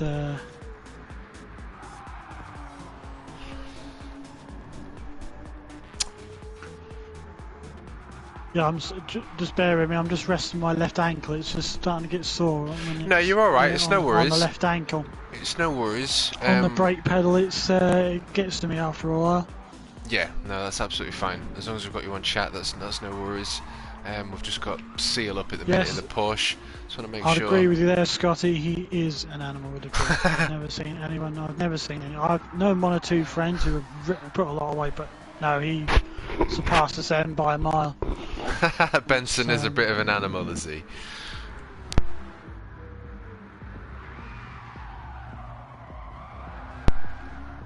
That's interesting. Oh, while we think about it, I just hope we all send our best wishes to Tim and Tilly, because I think it was today. Yes. She was going in for cesarean. That was planned for today, so cross fingers and toes and everything else. Hope everything's gone all right. Yeah, I've got a couple of photos in front of me, you may have sent me. My phone's not in the same room, so it may have gone off and everything, and I haven't seen it. Yeah, it's on. I've only just got them through. But here we go, boys and girls. I don't know whether you're going to be able to see it through the camera and that size of it. I don't think you can you? There, but Tim is now a brand new daddy. Yeah, I can just about make him out. Yeah. Okay, well, I'll have a look at that. Good man. Send him a message. Excellent. That's great news. Indeed. Now he's a father. Met him before he was a dad. Now he's a dad. That's amazing. So yeah, we're gonna have to. What's Rue saying here? Monaco Spa, Goodwood Imperial War Museum, or Skegness. These are the choices. Which Imperial War Museum there was? There's about three. Which one are you talking about? Now that actually, let me just jump in there, because that was something that I've been wanting to bring up. Because I'd like to learn as much personally as sort of as we would be happy to go into. But I've noticed that you've got a passion for planes or warplanes like the Spitfire, because I've seen that video where you took I'm assuming it was a GoPro or something, or in the plane. No, the camera was theirs. They filmed it. I wasn't sure if that was going to be there or not. But when I got in the cockpit and I looked at this thing in front of me, I thought, I wonder if that's a camera. Then didn't think about it, because obviously at the time, you may know when you watch the video, when we're taxiing along, I'm thinking, Am I doing the right thing? Am I going to enjoy this? Am I going to freak out? Because I've been to the top of Blackpool Tower and I couldn't cope with it. So I wasn't 100%. I've been in a helicopter sort of pleasure flight and been fine. So I still wasn't 100% certain if I was going to cope with this or not. Because you're supposed to do, a victory roll and everything. So, but as soon as the plane began to accelerate, I suddenly realised that no, this is going to be great. And the takeoff, you just don't feel. It's so smooth. It is one of the most smooth takeoffs, and you're flying along. And obviously, the pilot was telling me, oh, there's Cambridge, so and so, blah blah blah. Literally, as you left Duxford, you were literally over Cambridge so quickly, and this, that, and the other. But you think, yeah, I'm in a plane, and you suddenly think, no, I'm in a Spitfire. I'm in a flipping Spitfire. You know, and this, it may have been modified into a two-seater, but it did fly during the war. And you think, for goodness sake, I'm in a Spitfire, and you sometimes do forget that. And I did have a little go at flying it. I can't remember if I put that in the video, I don't think, because you don't really see me on the controlling it very well. And so then obviously we did do the victory roll, and again, I dealt with that better than I thought I would. You know, once it's, I thought he was going to say, right, here we go. He didn't. That's why I suddenly almost fall back in the seat, and then you just invert very quickly, and I'm like, and it looked amazing. It looked like an incredible experience. It's that quick. You don't feel anything. You don't feel blood rushing to your head or anything. It was just so easy. I thought, oh, let's do it again. But unfortunately, the cloud cover was quite poor. He was doing well to find a pocket where the cloud lifted enough for us to do it. So on a clearer day, we may have been able to do it again. But yeah, I've always had an interest in sort of like World War II history and World War One, really, like those sort of things. But history in general was always stronger for me than geography. Anything from Tudor period onwards, I just find it interesting. So yeah, and always had an interest in sort of the aviation of, anything with the Spitfire, the Hurricane, the Lancaster, the Mosquito, all those sort of planes of World War II. Anything to the Vulcan, I'm proud to say I've seen that fly, with the one XH558 that did for a while. It literally nearly came over our house. We were, nearly in the flight path, so we were able to go and see it fly over. Seen it a few times. It's just glad to see how tall was Henry. Sorry, I've been put off by a question by Rue there. How tall is Henry VIII? Well, he was reasonably tall. Rue. Unless this is a joke, but I think he was about 6 foot. I think he was about 6 foot. He was quite a handsome bloke until he had his accident and got his gout and put on the weight on. He was all right. But yeah, I think he was about 6 foot. Do they have a lightning at Duxford? Yes. They do. Yeah, I'm seeing SnowRunner. Rob's just downloaded SnowRunner. I think SnowRunner is probably... have you tried SnowRunner on wheel? I was when we were playing it last time. I was on the wheel. Oh, you was on the wheel? Right, yeah, okay. Because I think I absolutely love it. I really, really do. I think it's... The thing you notice, obviously, from driving this, where you hardly... alright, you might sometimes go about, I don't know, turn it around just over 90 degrees, but this, you're turning around about nearly 360 to turn those vehicles sometimes, so it's quite funny. There's a much different feel to it. So... 6'2", so yeah, I was only 2 inches out. I knew he was about 6 foot or so. 6 foot. Not a joke. It's not a joke. Interesting. Yes. So he's a couple inches shorter than me then. So that's all right. I've been able to take him on. Yeah, absolutely. Get SnowRunner Dangly. It's a brilliant game. Great on wheel, great on pad. It's better when there's 2 or 3 of you. I must admit, I have no interest in playing it on my own. I have to say, I know Scotty and yourself do and find it interesting, but I get bored too easy. But when it's with other people and you do silly things, like have a race and crash literally straight away, it's much more interesting. Oh, my wheel's playing up. Oh, Royal Armour in Leeds. Yeah, one of his suits of armour. Yeah, I mean he was. Yeah.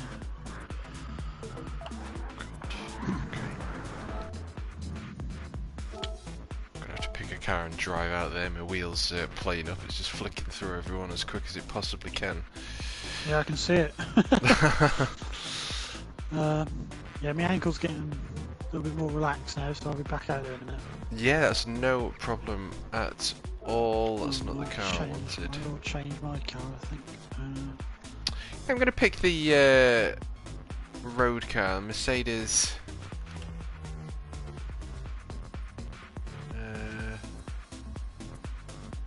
AMG Black Series. And let's go somewhere new for now. But yeah, you could definitely spend an entire night just chilling out on SnowRunner, can't you? Well, it easily got to midnight, didn't it? The time flew past, and we started at what? 7:30, I think. Did we? 8 Yes. o'clock? Something like that. That was crazy. I think that's the time we got off the stream as well. I did, yeah. That's when I left. But I think you and Jeffro kept going, or you and Scotty did. But Me and Scotty, yeah. I was completely knackered, and you know, I usually hit a barrier or like an upper ceiling of awakeness, and then when that's gone, that's gone.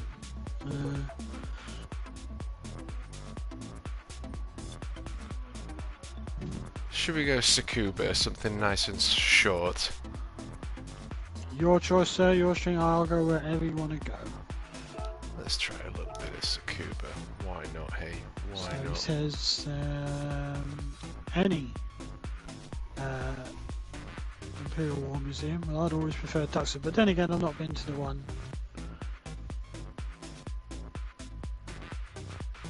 Rue. Season pass 2. Oh yeah, I need the season pass actually.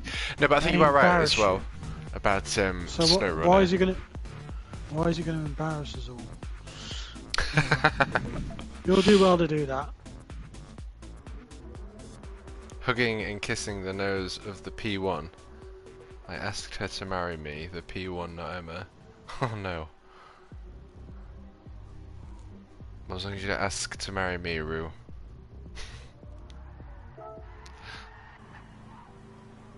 Here we go. Here we go. Right, let's do a few laps in this bad boy. So,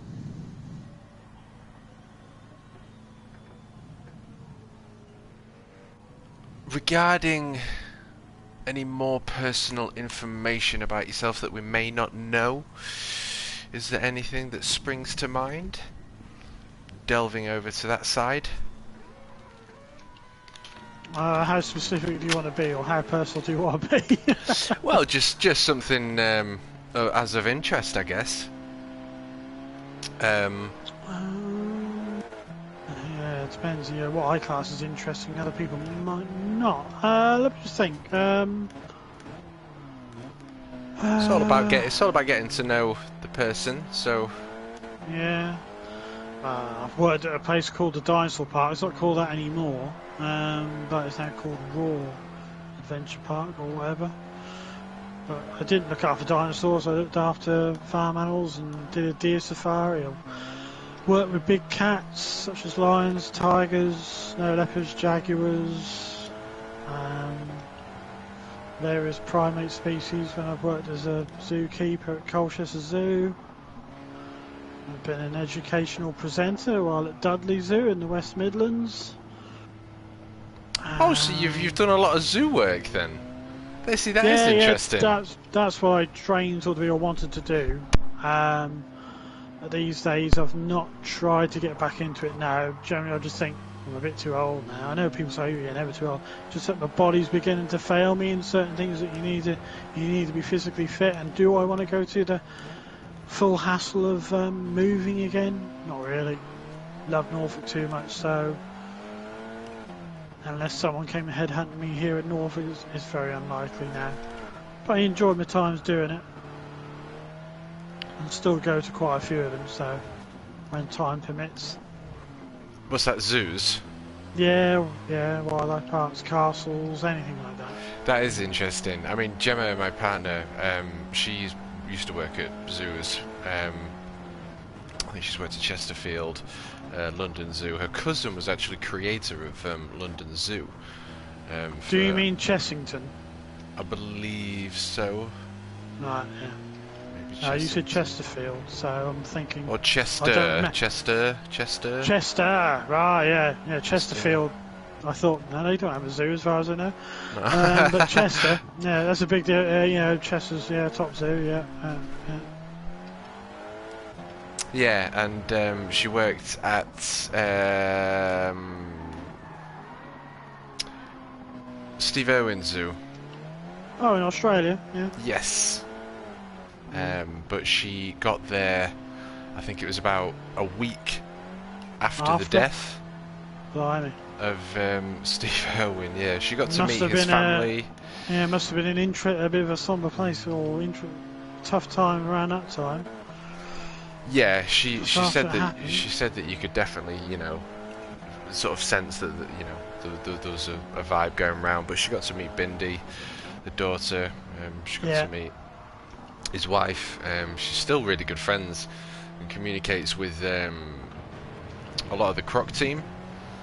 She's mad on reptiles herself, but she was like looking after different animals, such as Jersey cows, really pretty cows actually, and other things.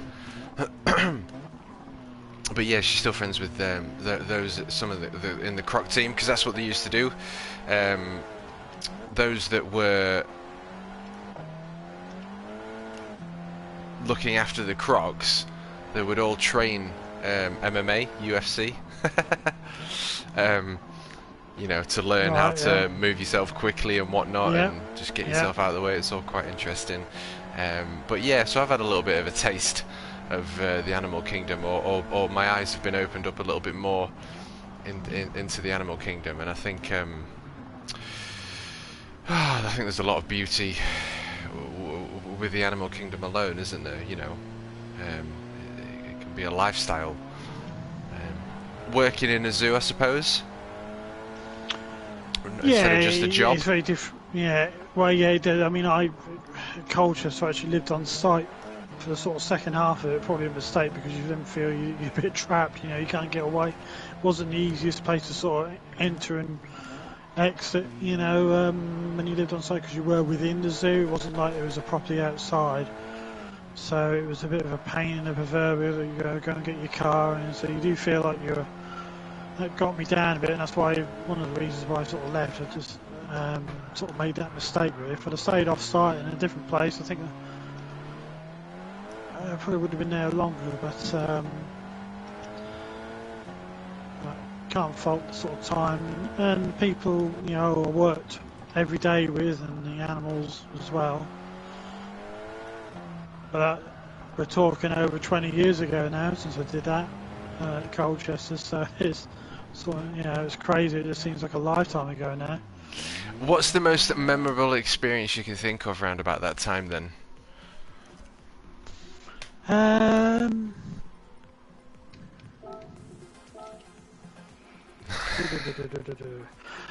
It was a bizarre time, because foot and mouth broke out while I was there. I don't know if you remember around that time when that came back. Yeah. And there was so much no serious answers being given by the government about if one of our animals got it, does that mean we have to kill them all? Euthanize them or whatever. Never got a straight answer. Wow. So it was very, they thought, God, if it happens, it could be the end of the zoo, and I thought, Christ, I've only been here like 3 or 4 months, that would be my luck, that all goes to pot. But luckily it got us through it, and I think it came out of it stronger. But it was a bizarre time for like 3 months. It seemed like 3 months, I think. No visitors. You know, Wow. obviously for what people experienced during the pandemic as well, really. But that was a bit different, you know, in the sense that, you know, everything else was normal. It's just that people weren't allowed to come to the zoo because we were in one of the exclusion zones because there was a, you know, a farm not that far away got it, so we were within an exclusion zone, and so they decided to close. It was the only sensible option, really, because I think if they didn't, I think we'd have probably got it. But Yeah, it's a crazy old thing, isn't it? Especially with, I mean, today's pandemic as well. It really does put a new perspective on everything. Definitely. Well, I won't. You know, I'll never forget how busy we were there when we first opened because it was around, like I think, like near to Easter, I think, and it was absolutely because every big overflow field of a car park there was chocker. You know, people were still coming in. We just couldn't fit people in. I think they were turning people away. It was absolutely manic. It's amazing now. I go now. When I go back, and a quiet day for them now is probably a bit what we would have classed as a reasonably busy day. So it's amazing how it's changed.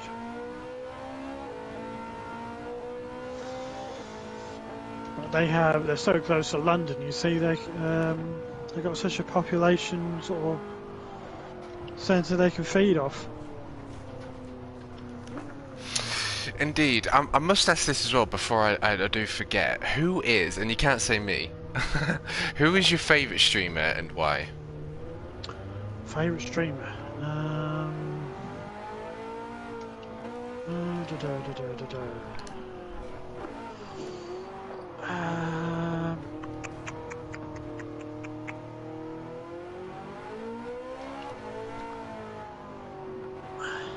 If I want to put it down for entertainment and being able to communicate, yeah, and obviously communicate where I can get involved in a good community and have a good joke and a laugh, that would be Scotty. Scotty. For that, for the sort of drama and the quality of the racing, I'd go with Ollie because of watching his endurance races with Josh. You know, I watched a number of them, and they did one on, well, they had one on Sunday where it went all wrong, and they did it again on Saturday, sorry, and they did another split on the Sunday. They would try it again, and I watched the whole 6 hours. I think that's only the second time I've done that. I've often been in and out of watching their long ones, but to do the whole 6 hours from start to finish, it was good because they won it, but it was a good race. But you know, you do see some controversial incidents, and where sometimes where it goes all wrong, and then sometimes where it goes all right. You know, everything goes fine. So it's interesting just to see the different variables with what happens in those endurance races, really. Yes, well, that's a very interesting point actually, because I mean, Rue seems to be disappointed I didn't say him. Trouble is, Rue, you stream most of the time when I'm asleep. I've really been enjoying Basic Ollie's streams. That was a nice 360 there, actually. I've been really enjoying Basic Ollie's streams for what you've just said right there. You know, I think just watching them race for that amount of time, and you know, consistently as well. How he drives, because like I said, when Benson mentioned to me, he said, "Oh, he's only been doing it for like a couple of years." I think you know, you think, what, a couple of years, and he drives as if he's driving his car, you know, just casually around the road, and he very rarely makes mistakes. I've just, you know, and I don't know how he does it. How he just looks at that chap with no problem at all. I know he does it when he's going down the straight, but. Yeah, for 6 hours. It's you only need that one mistake, don't you? And it's very easy to bring that into fruition. But I will say, to be fair to them, 70% of the time it's a mistake of someone else, and if it is his mistake, he'll hold his hand up, and so will Josh. You know, they'll hold the hand up if it's their mistake. They'll go look back at a replay and everything, but a lot of the time it's other people. Yeah. usually in the faster class cars, just because they're in the faster class car, they think they can do what they want. And I all credit to them to keep coming back and doing it again, because that would just destroy me. How many times their races have been destroyed? I think I'd be just like, ugh, why?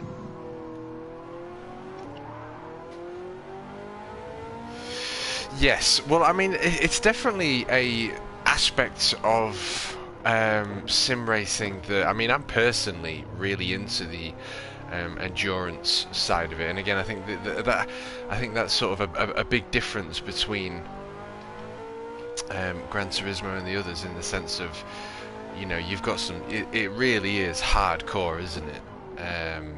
6 hours of ultra realistic sim racing where it's quite easy to lose the car if you lose concentration. I've really been enjoying basic college streams, really been enjoying them, because I think when you're on Gran Turismo 7 and you're doing the longest sports race that they do, which is Daily Race C, for just over 20 minutes, like, it's a good chunk of time, don't get me wrong, but it's over quite quick. If I'm going to be doing a stream, or someone else is doing a stream, they might do in the region of 6, 7, 8 races, which there's nothing wrong with that, but you could, if you've got the time, you could definitely maybe sort of increase that. So it's interesting to be able to watch them compete on such a high level, in such realistic settings, high pressure, and yeah, it's just a completely different experience. But I love them both for what they are. And I think you've probably hit the nail on the head for me as well. I've been enjoying Basic College streams for those reasons, and I think Scotty he's just he is the #1 place to go to on YouTube, isn't he? If you want to just have a chilled out, relaxed, fun time, good vibes. Yeah. I mean, for example, with Ollie's chat, I can't really fit in with it half the time. I don't know what they're talking about most of the time, so I usually just wish him luck, and that's it. But what they're talking about, I haven't got a clue, so I'm just like, nah. So I stay very quiet for most of the time.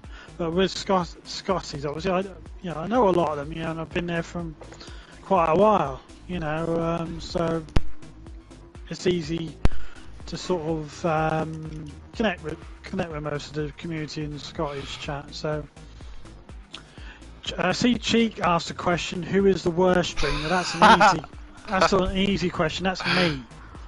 Absolutely not. Or, as he's not here to say anything, Jack, because he doesn't use a mic. He doesn't say anything. He's very, very, very, very fast, but he doesn't say anything. That's hilarious. That's hilarious.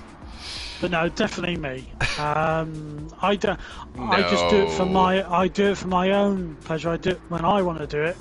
Like last week I did a lot because I thought, well, Scotty's not here, so people might want something to watch, and it proved, fair was. A lot of people hopped in. I don't usually, and they did. It was very nice to see them all. But by the end of the week, I was fed up with too much streaming. I thought, I'm not doing any more of that, and that's why this week I haven't really done anything. Right. It's I can get quite. It's like setting up for. It's like, I've got to set up for all that now, and you get a little bit bored with it, So, and you never know what games people want you to stream, or would rather you do, or whatever. Because I'm not overly fast on Gran Turismo, so you think, am I really entertaining enough for them? I'm better on say doing something like I've suddenly come across Train Sim World. I'm absolutely loving that, but whether people really want to see that in the long term, I'm not so sure. But and again with Football Manager, I don't think people are going to hang around with that. I'll keep trying for the time being, but it may get to a point where that'll just be for my entertainment only, really, because Football Manager is a very niche thing to enjoy. It can get a bit dull for a lot of people, and I totally understand that. Yeah, I mean, I think you might be right, but I think that's on any sort of form of game, really. I think, yeah, as long as you're true to yourself and you're playing the games that you want to play, I think, in my opinion, the people that turn up are there for they're there for you. Yeah, There's hopefully always that is the something new on case. Yeah, screen. yeah, but like I say, I just do it when I want to. I'm not trying to like make it. I have a job, so it's not. I'm trying. I just do it when I feel like I want to do it. So Yeah, I'm yeah. never going to keep a schedule because I know I won't keep to it. So I'm just not reliable at that. Because I'll suddenly go, no, don't feel like that tonight. So that's just how it is. When I'm at work, especially on a Tuesday, for example, normally, if I'd have been working this week, stop beeping, you people. No. Hang on, have I got? Oh, I have got one. That's all right. I forgot I was in a truck. I need to get my horn on. But yeah, if I was working this week and you just said, "Oh, what about doing the interview tomorrow night?" I said, "Nah, it's the first day back at work. I'm not in the mood. I wouldn't be in the mood for that because I'm usually the first day when you go back, I'm usually knackered. At the end of the day, it takes me 2 or 3 days to get back into the swing of it again, and then I'm nearly at the end of my working week. So I'm getting very old man and slippers very quickly." So, I mean, is being a streamer, being a YouTuber, something that you would like to do? Is that like a consideration of yours then, or are you just happy? And... I don't really consider it because it ain't gonna happen. I do it just for something to do when I want to do it. I'm not good enough. I know people like to be nice and everything, but I like to be honest with myself. I'm not good enough to do what other people do, and the time and effort to do it. I haven't got that energy. I haven't got that motivation to do all that. I'd rather support other people like yourself, Scotty, the smaller streamers, and getting up and getting started to try and become big at it. Not me. I'd rather be there and support other people. With you. That is, I think, much more beneficial for the Gran Turismo YouTube community, in my opinion. Not for me trying to do it as well. If we're all fighting each other for the same viewers, at sometimes it's not really much point. Yeah. Someone just punt me then. Could very well have been Ian. Could very well have been Ian. Yeah. But yeah, so I'd rather do that. Like I say, exactly as Ian said, he only streams for fun when he wants to. That's the same for me. When I know I'm going to enjoy it. But I did it so much last week. I knew this week if I kept doing it, I felt I was just doing it for the sake of doing it. So right, yeah. I was hoping Scotty would be back this week, but obviously he's still building his sim rig. So, I thought, well, there's enough other streamers out there for other people to go and watch, which there are, But I do it, especially also with Gran Turismo, I do it when there's a good combination on. I quite enjoyed the combination last week on Spa. It's just that there were too many dickheads on the in the lobbies. That was a problem. It is a problem. It is a problem. And I could get the odd good race in, but too many races are being spoilt by one person taking you out, and then you're out of the race. You're too far back, and they weren't getting penalties for it. That was what was getting me really angry. Yeah. I just watched a Dead-Eye Del Boy video. Yes, I've seen the same one. Yeah.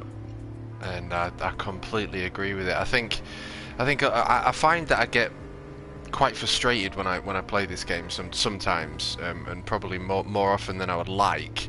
And the biggest issue I have is there's nothing wrong with the game, but there's huge problems with the type of people that they're putting in your races. And I think because I think they can still sort it, but because it's a pick up and play console game, they're scared to go too hard on it. That's because it. People just walk away, won't they? So yes, but I do feel that if people are being this dirty and they're causing race I'm after sure you race could just after put race, them all in the same lobby. Yeah, I'm sure this is you what could. I mean. But like I say, if they did it on a penalty point, you've got to make it harder to get back to S rating and safety. once you do start causing problems, but sometimes you get penalties when it's not your fault. Yeah. Yeah. And that is this barrier collision nonsense at the moment is getting really silly. Is that you with the horn? Or is that the... And someone else as well, me and someone else. There's a Portuguese chap there. Let's get out on track. Dear. So, what are your lifelong dreams and ambitions? Do you have any sort of... Are you on a mission with anything? It all depends if I suddenly come into lots of money, Matt. That's what it's all down to. With you, and if you had the money, where would it go? To me, I'd still have that ambition of. I've always the idea of having my own zoo, but I don't think it'd be as simple as that now. I'd probably concentrate on animals no longer wanted in breeding programs, maybe mainly big cats and so forth, which can often be a problem because once they're not considered the right bloodline and so forth, you know, they need a home still. So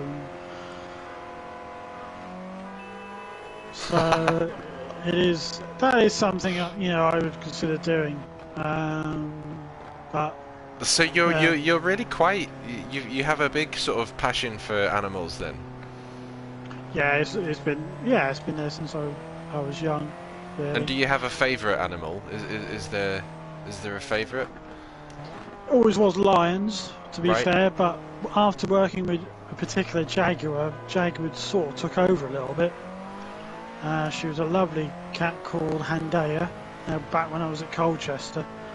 Out of all the big cats that we had, she was the only one I thought, if they got out, she was the one that would, I think, I couldn't scare off. She would just kill you. Interesting. She just had such wild eyes. Her eyes were always like, as if she was on some sort of drug. Right. Constantly a wire, alive, you know. All the other cats I could make jump. I could make the male lion jump. I could make our tiger jump, you know, but you couldn't do that with her. As soon as you let her in, she'd come jumping up on the wire and she'd be clinging onto the wire and you'd be literally centimetres away from her. You know, it's... yeah, she... after I left, just 2 or 3 years after, she moved to Edinburgh Zoo and... All right. I think she lived out the rest of her life there. Yeah, so... Yeah, they're definitely beautiful creatures, aren't they, lions? So very powerful and majestic. I think they're 2 words to describe them aptly, I think. Yeah, but you know, it's amazing. You know, I mean, people talk about what animal, the big cats that are in danger. You talk about tigers, cheetahs, leopards, so forth. Lions, people always get this wrong impression that lions, there's loads of them, African lions, but there aren't. They're struggling big time. With local farmers in Africa, which part of me understands, they're poisoning them because some of them are hunting their cattle. There's certain, I think, also there's certain cases of man-eaters still about. So it's a vicious cycle, and it's just about providing space for them to live and also for the human population, but it's getting more and more difficult as every year goes by. It's yeah, indeed. vicious, very vicious circle. Yeah. I mean, that would be that'd be incredible, wouldn't it? If you could actually open up your own zoo, wildlife conservation.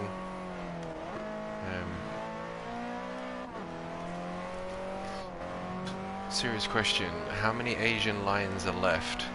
That is a... The number was around 150 to 200, but numbers that have been. all? Yeah, that has been slowly rising, but because they come from such a small area, and the Gir Forest Asian lions, that's the only area they come from in India. It is limited on space, so yeah, the last estimation I saw was around 200. Wow, that's just... But it is a bit better than what it was, but that's been holding that figure, you know, it never has been any better, and I don't think it will get seriously better. No. Unless they get more protected area to live in amongst, but you know, the population in India and how it's expanding, you find that sort of hard that will ever happen. I mean, lions went from 300,000 to like 15,000, you know, at the turn of this century, you know, from 1900 to 2000, so they could be, the worst estimate these days is around 10,000. For something that used to be nearly 500,000 of them during Victorian times, it's crazy. Yeah, that is a bit, it's a bit of a wake-up call, isn't it, to... Yeah, but again, it's not really known of. One thing zoos are lacking, and they do have breeding programs for Asian lions, but they don't have nothing for African lions. Zoos are allowed just to breed them whenever they want, and that's the problem. All right, I didn't Some realise that was a thing. places, yeah, some places can be a bit of a rule to themselves, you know, and that's a little bit the problem when there isn't a. If they're not part of zoo federation or breeding programs and so forth, then they can. If they don't align themselves with, like say, the British Federation or the European Association, you find some of these parks just doing what they want. You have to be a little bit careful. Some of these new places are propped up. Some are very good, but some of them, yeah, we're quite lucky though in this country. We have a lot of top quality zoos and animal parks, to be fair. I think some of the best in the world. So yeah, I've been fortunate enough to travel the UK again because Gemma's big into animals and works in zoos. We've been to a few. I can't remember where it was that we went to a one of them drive-about zoos. You know, Safari, yeah, but I can't remember where it was. There's not many in the UK, so you've got Woburn in Bedfordshire, you've got Longleat down in Wiltshire, you've got Knowsley Safari Park near Liverpool, you've got Blair Drummond up in Scotland, and they're the only ones that are left now as far as I know. Proper safari parks. Whipsnade, you can take your car there, but it's not a safari park as such. It's such a large sort of zoo as such. You can take your car to different spots, park up, and then go and look at that area, then get back in your car and go to the next area and look around. But it's not a safari park. It is still a zoo.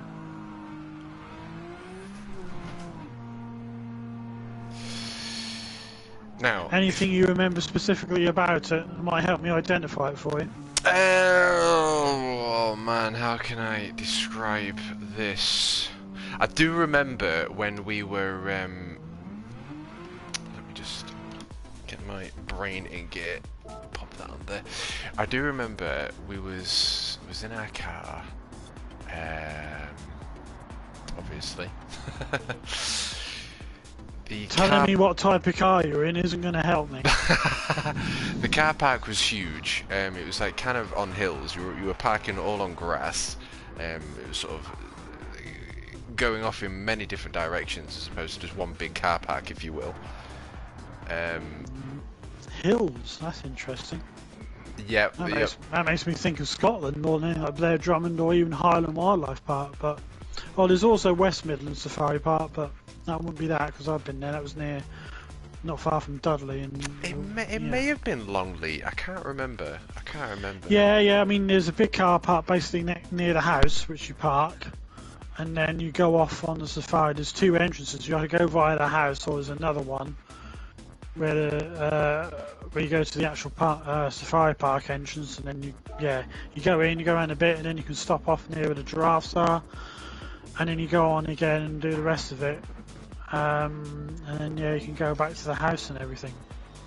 And they have like the Gorilla Island where you go on a riverboat cruise to go and see the gorillas. No, not ring a bell. No, we didn't do that. No. We didn't do that. We went through a rhino section, and I remember we just sort of like stopped the car and looking out the window, just looking at the rhinos, if you will. Maybe 100 meters away, 150 meters, and it just suddenly, it was just looking at us, but it was like, you know, his head was directly looking at us, and then we was looking at it for another maybe 20 seconds, and the next thing you know, it's it's stamping one of its feet into the ground. While it's looking at us. I'm thinking, you know, when you see this on TV or You've Been Framed or something, where you think it's hilarious that you're being chased by a rhino. But I tell you what, I mean, it was in a 4x4 at the time. I think we had both kids. So Neo would have been a baby, I think, at this time. He would have been really young anyway. I think I was driving. I just remember seeing this rhino. Just honestly, its eyes were locked onto mine. Its head was looking directly at me to pinpoint accuracy, and it just woof, stamped its foot in the ground, and then it did it again, and then it did it again 3 times. And I was thinking, oh my god, I think we're gonna have to move here, otherwise I think we're gonna get stampeded by this rhino. But maybe it's not until like you're next to vehicles, it. I don't know. It's just. Yeah, Jesus Christ, man. I mean, if that was good to come to us and charge at us, I mean. I think when we went along, we had rhinos sort of stand in the dryer, and then one of the rangers came over in one of their tractors with a snowplow in the front, sort of like gently nudged them out of the way because they were blocking traffic because they weren't moving. So yeah. Yeah, very scary. A very scary moment. A very scary. Yeah, Rue says rhinos have terrible eyesight. They certainly do. I remember a chap doing a talk at Whipsnade. And he said, the best thing, if you ever get charged by a rhino, he said, stay in front, let them charge you as close as you can let them get, and then just jump to the left or right. They'll keep charging, and you then run away, because they'll rely on their sense of smell by the time they know you're gone. So that is your chance to get away. That's interesting. Oh, okay. Yeah, because that's how poor their eyesight is. They rely on their sort of sense of smell, so they'll charge you where you are. So once that's gone, then they'll realise you're not there anymore. But then you need to be gone and scarpered. Now I wonder why their eyesight is that bad. That's an interesting one. Yeah, well they're like most prey animals. They've got eyes on the side of their head, so they don't see like we do, like many predators do. Like binocular vision. So it's more to do with looking over where they can just look over long distances over the plains and so forth.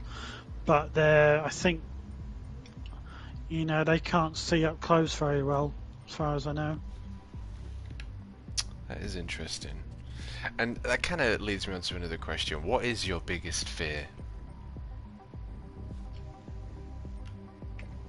What, in general? I must admit, I try not to think about it. Any sort of fear. That's fine if you don't want to answer. I do understand. No, I'm just trying to think, to be fair. What is my biggest fear?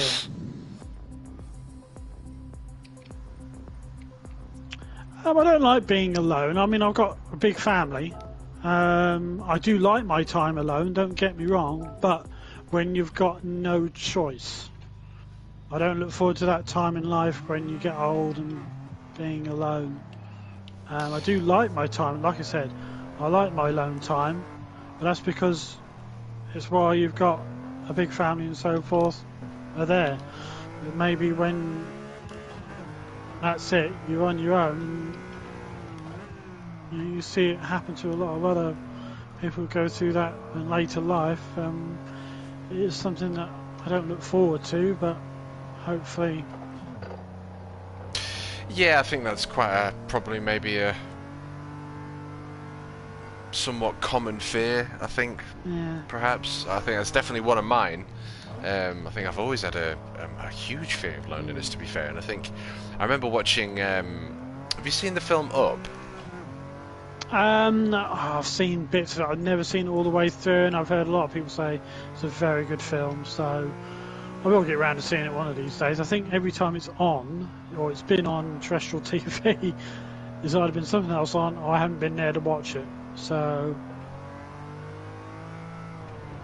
Yes, great. I mean, it's a great film. It's a great film, but the gist of the story is girl, boy get together, live a life, have a nice life. They get old. She passes on first, so obviously he's left to live on his own, and he turns into a bit of a grumpy old man because of it all. And yeah, he just meets this boy and takes him on adventures, if you will, to remind him that there's more out there in the world. But I just the moment that she passed away and he was living on his own, like, I remember I had to switch, I had to pause it. I remember I was in streams of tears, just thinking, you know, it's so I completely understand, and I think that's perhaps even a healthy fear to have. yeah, definitely, I think so. Yeah. I don't think it's perhaps anything that anyone likes, but there was also a there was an animation one that was on the BBC, and I think there was Jim Broadbent played where this boy had written the story, you know, he'd done the story, and it was all about his mum and dad, how they met, and basically following them through their lives. It was Jim Broadbent playing the dad, and Jim Broadbent or Jimmy? Yeah, Jim Broadbent. Not yeah, Jimmy. You know, as in he was in Only Fools and Horses as Slater. You know, Slater. You know, but he's been in lots of other things as well. Famous actor, Jim Broadbent, but not Jimmy. Okay. No, Jim Broadbent. With you. Look him up and you'll know. And then the one who played the mother, who I don't know if you heard the program Vera on ITV, the woman detective. Yes. Yeah, based up in Northumberland. She does the voice of the mother, and yeah, and it follows it right through. You know, obviously having the son who does this story, right through to when she dies, and then it's either she dies first or he. I can't remember which one dies first, and it's so real, and that's the one that got me. I can't remember what it's called, and that's what annoys me. Sort of when it came on again, the sort of year after, because it was premiered on one Christmas. Me and my parents says, "Oh, we'll record that. Put it on our free set box. We'll watch it again at a later date." We've never got around to watching it. But almost part of me is also like, "Oh God, that's going to make me cry again." But that was a tough watch. There was some lovely moments in it, but also some real moments that was tough to watch. For sure. Apparently he's also in Harry Potter, is he, Jim? Yeah, I mean, there's a lot of people in Harry Potter, isn't it? I've never seen Harry Potter, but a lot of people say, "Oh, he's in Harry Potter." I think, was he? Right, well, I haven't seen it, so. But yeah, I mean, Jim Broadbent. I'm just trying to think. He was in, the one, Bridget Jones's Diary. He played Bridget's dad.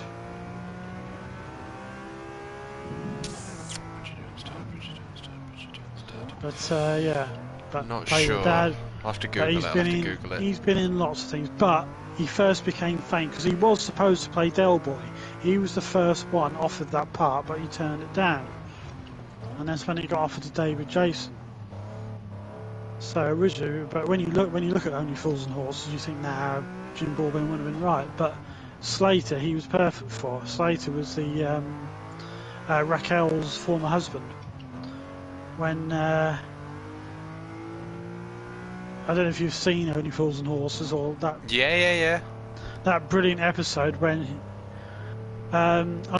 when Raquel's pregnant, because obviously they had the reunion party. Slater organises a reunion party because he's been in prison, and he comes back and of course doesn't realise Dell's, with Raquel, and then because he sees a picture of her on the TV thing.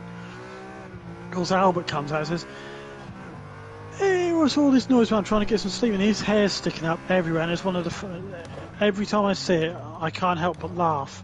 And he said, He said, "Who's Rachel?" Because Slater kept calling Raquel Rachel, and so Albert just kept going, "Who's Rachel?" You have to look at that scene, and honestly, you can't help but not laugh. But that's what I always first remember him from, Jim Broadbent. But he's been in loads of things since. If you see him, loads of things. Yeah. Yeah, he played as a copper. Real Life says really so. He played the copper, but then he found out he was a bank copper, and he got sent to prison.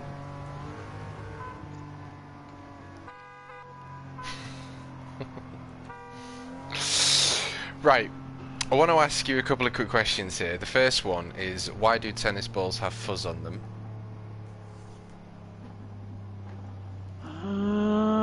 Next time I go to a tennis tournament, I'll find out for you, unless you already know the answer. I don't know the answer, no. To be fair though, they aren't particularly fuzzy when they're new. It's only when they've been used a bit.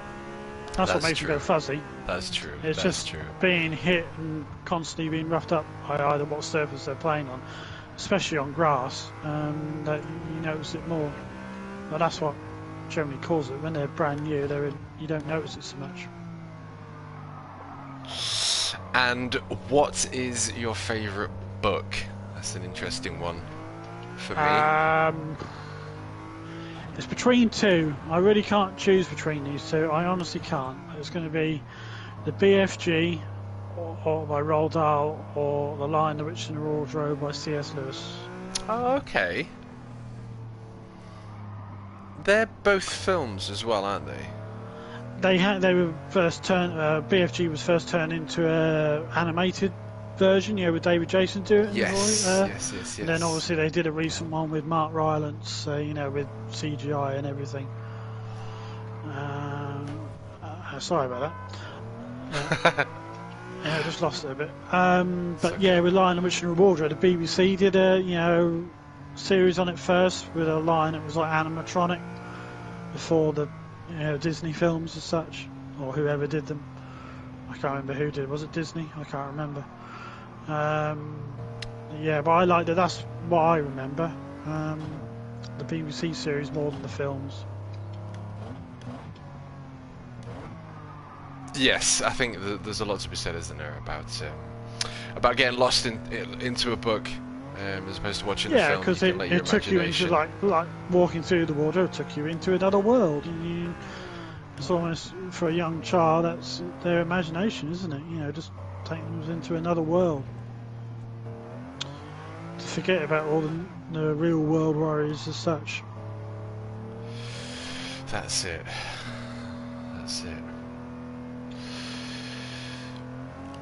Well, I think I'm probably coming up towards the end of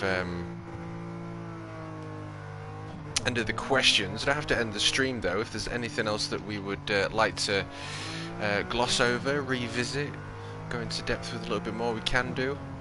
I don't know.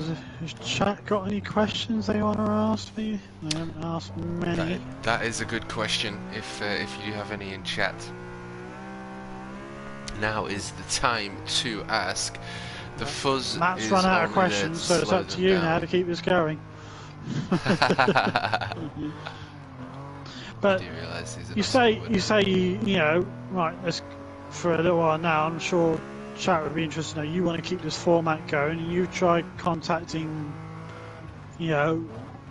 other streamers you've mentioned to me. I'm not going to say names, but maybe now you need to try again.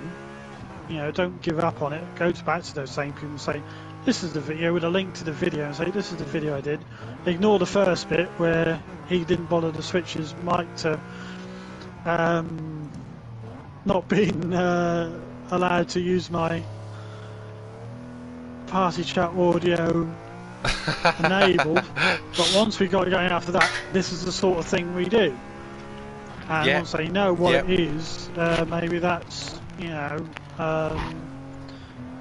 and the thing with the two people you asked, you want to be say to them, feel free to stream it yourself as well if you want to. That they might make them more open to it. You never know. For sure, for sure. And one of them actually pops into the stream today as well. So.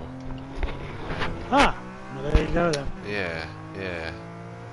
Yeah. Again, I'm not going to mention the name, but I can't believe when one of them said he was watching one of my videos. I was really like, wow, he was watching one of my videos, and he told me to check my channel out. Quite taken aback with it, you know. For sure. Well, Ruse asked a couple. He said he's asked twice here. Where is Customs Corner? That's alright. I missed them as well. Yeah, I'm not sure. I did see that question. I just thought that was just a weird question. Customs Corner.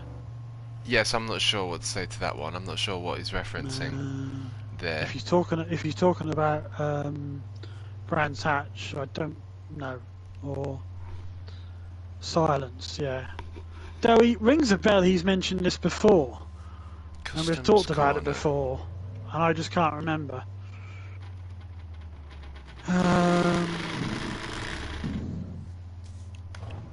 I stood there. Oh, you mean at Belgium? Simon, you stood I didn't there. Stand there. Customs If you're talking about Belgium, I didn't stand there. I stood at Camel. I didn't get round as far as that. Is that the one you're talking about? Could you give it that name because of how you... Right, I walked past it then. I didn't stand there, I walked past it. That's it. It's right, Customs Corner then, I can explain maybe. Okay. It's the very old layout of Spa. So as you would go into Rouge, you would then turn left, go for a little while, then come back round to the right, come back on yourself, and then go up to sort of how Rally on. It was a bit of an odd layout, but yeah, it looked very different. You need to. There are one or two videos on YouTube that show, you know, using modern Formula 1 graphics on the game, how it used to look. But that looked really different. Or Rouge and Radion was just not. Didn't exist. Wasn't the exciting corner to what it turned into. You've been to Spa? Yeah. Oh, sorry, did I not say that? Surely I told you that. But yeah. That's amazing. That was the last year of the V8s in Formula 1, in 2013. So it was when Hamilton was at Mercedes for his first year. So he was on pole. There was me and two colleagues, friends from work. We'd watched qualifying round mine, and then we left to go to the race. So we literally travelled there. It was like a 36-hour trip, if you know what I mean. I was shattered by the end of it because the Monday, obviously, I had to be back at work because it was Bank Holiday Monday. I was allowed to come in late though, and I did drive a little bit of the journey back once we got back to the UK. But once we got to the A11 near Attleborough, which is a place near Norwich, I was nearly falling asleep at the wheel. But the chap whose the car it was, he said, "Oh, don't worry, I got my second wind now." I said, "I wish you'd told me that ages ago. I thought you were still asleep," because I was really struggling. Because the other chap who was trying to keep me awake, he was nearly falling asleep. So it was, but he was just sitting there awake, and we hadn't realised for about the last hour or so. So, but yeah, the whole experience of being there at Belgium was the only thing I would say that if you think Silverstone's facilities are naff for general admission, Spa is terrible. I don't know what it's like now, but I mean, the toilets and just all portaloos. They're all chemical portaloos virtually. Oh, right. The only proper toilets you find are down near the stadium or down near the sort of the source and that, and even they're not very big and can't cope with many people really. Really, a circuit that needs to be updated in that sense of public facilities, in my opinion. But apart from that, a great experience. I just remember looking at some of the poor children's faces when they looked where they had to go, when they wanted to go for a wee. They had to literally go into where we were on the Camel Straight. There was a woodland behind us. They literally just had to go walking off there. Right. Because the state of some of the chemical toilets were disgusting. Oh wow. It's a big old track as well, isn't it, Spa? Yeah. I mean, the hill going. I cannot describe the hill from the bottom where Eau Rouge is up to Radion. You are literally. Oh God, it must be nearly 45 degrees, if not more. Oh some really? Points. It is really. On TV, it just does not give you the. From a spectator point of view, where you have to walk to get to certain places up there, it doesn't give you the idea of how hard the walk is. I remember when we were coming back, and this old boy trying to get down the slope, real hard work for him, and I sort of tried to say, do you want any help or anything? But of course he wasn't English, was he? He was sort of talking in his own language. I thought, uh-oh. Oh no. I remember being told by a driver who regularly came from Holland with plants and that to where we were at work, saying, oh yeah, they speak good English over there. Yeah, Belgians, yeah, speak good English. But everyone we encountered who came from Belgium, first of all, because the night leading up to the race, we parked literally in the village of Spa, where there was like all the parties were going on, where a load of... But it kept saying, the no parking symbol on the road signs, and we thought, nah, we'll be alright, we've got to find somewhere to park just for the night to get a bit of sleep. And we thought we got away with it because one or two other people were outside this place, and we heard a load of people coming out of obviously all Finnish fans going, Kimi Räikkönen, Kimi Räikkönen, Kimi Räikkönen. And but then two women came up along the side of our vehicle, and we thought, and then they crouched down, and they were then beginning to not to use the toilet, and decided outside our view. It was like, for God's sake. No way. It's just disgusting. And wow. But then, as I was just about getting off to sleep, where it started to go quiet, people were gone off by there, the pubs, the bars and that had shut. Suddenly started to see these blue lights, and I thought, oh, here we go. And first of all, I sort of half opened my eyes. They were stopped next to this car beside us, telling them, I thought that, and I sort of woke up, my colleague, friend saying, tell you what, they're telling us we've got to move. So, what? I don't know. And first of all, the police officer knocked on my window, and I was in the passenger side, because obviously we were in a British vehicle. He thought it was a left-hand drive. He didn't realise to begin with, and I said, I can't wind the window down, mate. That's the driver. So he walked round to the other side. He went, bonjour, and my mate Phil, bless him, is no longer with us, but real strong. You think I'm strong Norfolk dialect? He was stronger than me. He just said, right. Hello. He just went, hello. Oh, and the policeman said, hello. No parking here. No parking. And he said, oh right, okay. So, well, it's just that we're trying to get some. I don't know why he used the word kip. He said we're trying to get some kip. He said, is there anywhere where we can park to go and get some kit? He said, no parking here. He said, yeah, no, that's fair enough. He said, okay, but is there anywhere else we can park, because, we've travelled all the way here today. Anywhere else we can go and get some kit? I kept thinking to myself, use the word sleep. And, but the bloke just kept going, yeah, no parking. He said car parks open at 7. Oh no, he kept saying, where can we go? I think the other chap, Keith said, where can we go and sleep? We need to park somewhere else. He said, is there anywhere we can park our car? And he sort of said, wait here a moment, wait here. He went off, and he came back to him, so he said, car parks open at 7. Yes, we know that. Yep, that's why we can't get. Forget it, mate. Forget it. So we just had to drive back out, until the no parking sign stopped, and that was a good 2 or 3 miles.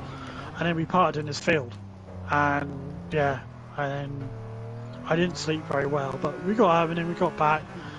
Luckily, Keith had all pre-programmed into his sat-nav where the car park was. That was easy enough to find. We weren't far from the circuit at all. It was just that we were higher than the circuit. We had to walk down towards where just the straight leading up to Eau Rouge, so in between the Source and Eau Rouge, that's where we walked down to where a lot of the coaches were. And again, Phil, his bag had started to split. and obviously there are people there offering like bags of like goodies, you know, like so for free things which Silverstone never does, and sort of, and Phil didn't want one of them. He just wanted a bag to replace his bag that was splitting with his food and that in his drink. He said, "Can I have one of those bags?" And the bloke who we thought could speak good English only could learn about, "Here, have this bag." Blah, blah, blah. As soon as Phil started saying, could I have one of those bags, mate?" He was going, completely perplexed him. And I thought, he said, "Forget about it, mate, forget it." But it will always be an experience I'll never forget. But I have got a video on the channel, it's one of my earlier videos, where I've just got a bit of footage of the first lap when they all come past. But if you haven't seen that, feel free to go and have a look at that. I'll have to, yeah, I'll have to. Because Belgium, or Spa rather, is part of the UK tracks, isn't it? I know for the British GT Championship, because I went to see British GT at Silverstone. Yeah, they do hop across there.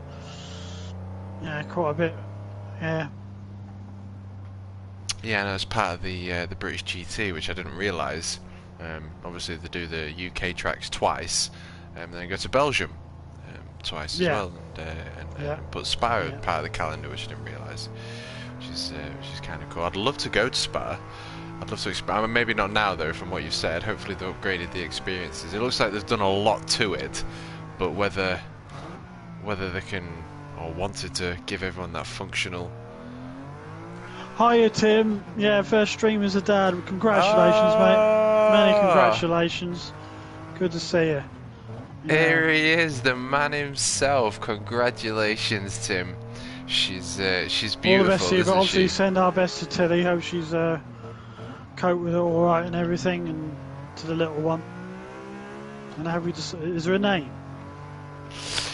Was Jasmine looking like Amelia now? Oh right, okay.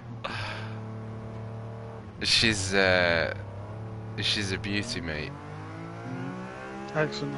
If you have sent me WhatsApp, Tim, I haven't had my phone with me while since doing the stream, so I will check that out. I'm glad everything went perfectly. Great. Yeah. Yes. We just send our best to Tilly. Make sure you do that for us, mate. And just a quick answer to Rue's question. No, I haven't got a clue the names of the other no names. Only you do, mate. I can never remember them. Amelia. Right, so it's gone for Amelia. Amelia Lockhart.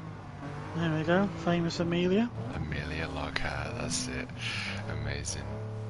Very happy for you, Tim. It's a life-changing experience in a very good way. You'll be an amazing dad. Shaitan's first racer, probably with Tim as the father, with his loud exhausts. Kids will be growing up wanting them as well. That's amazing. Well, it's very nice of you to stop by, Tim.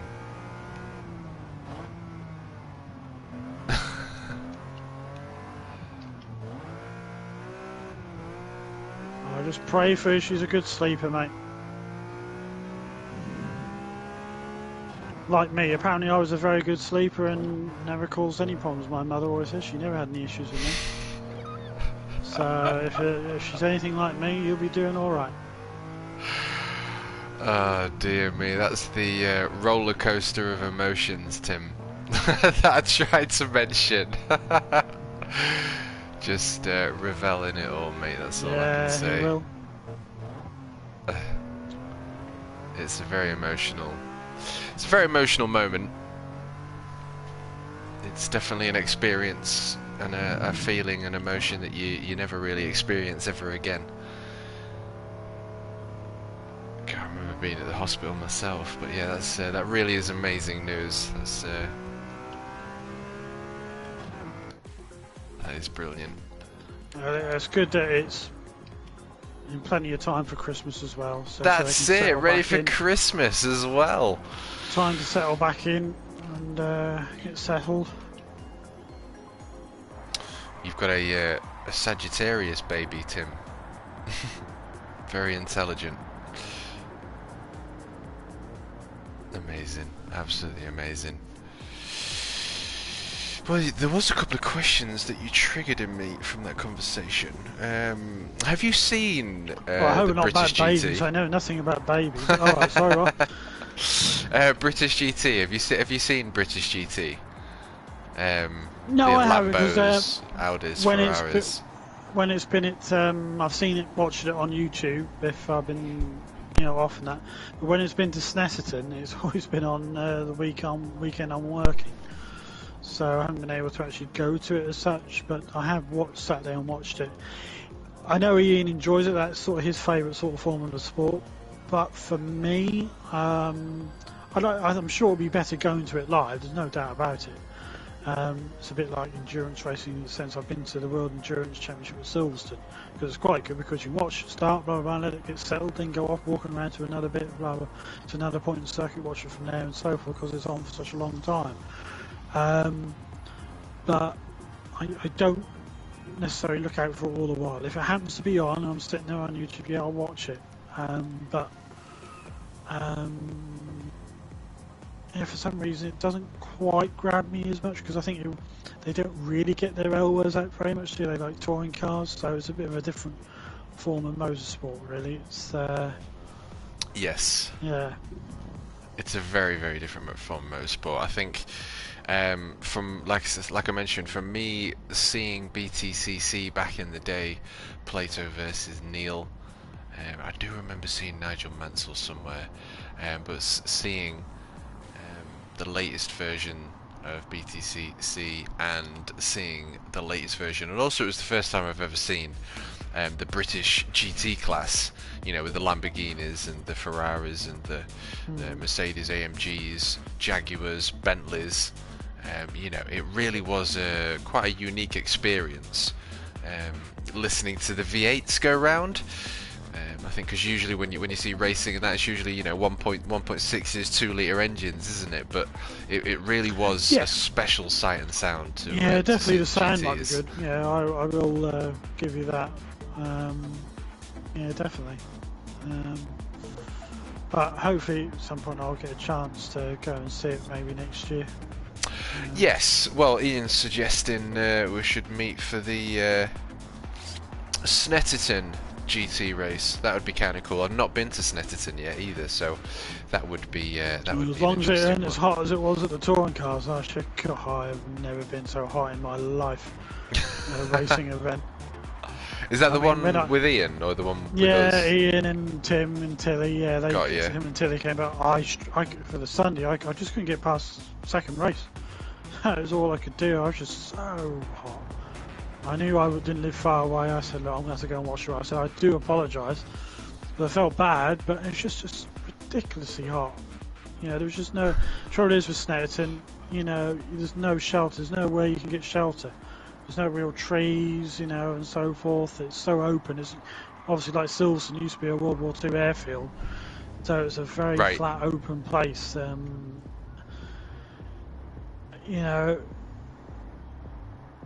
As Ian confirms it, it was a certain type of hot.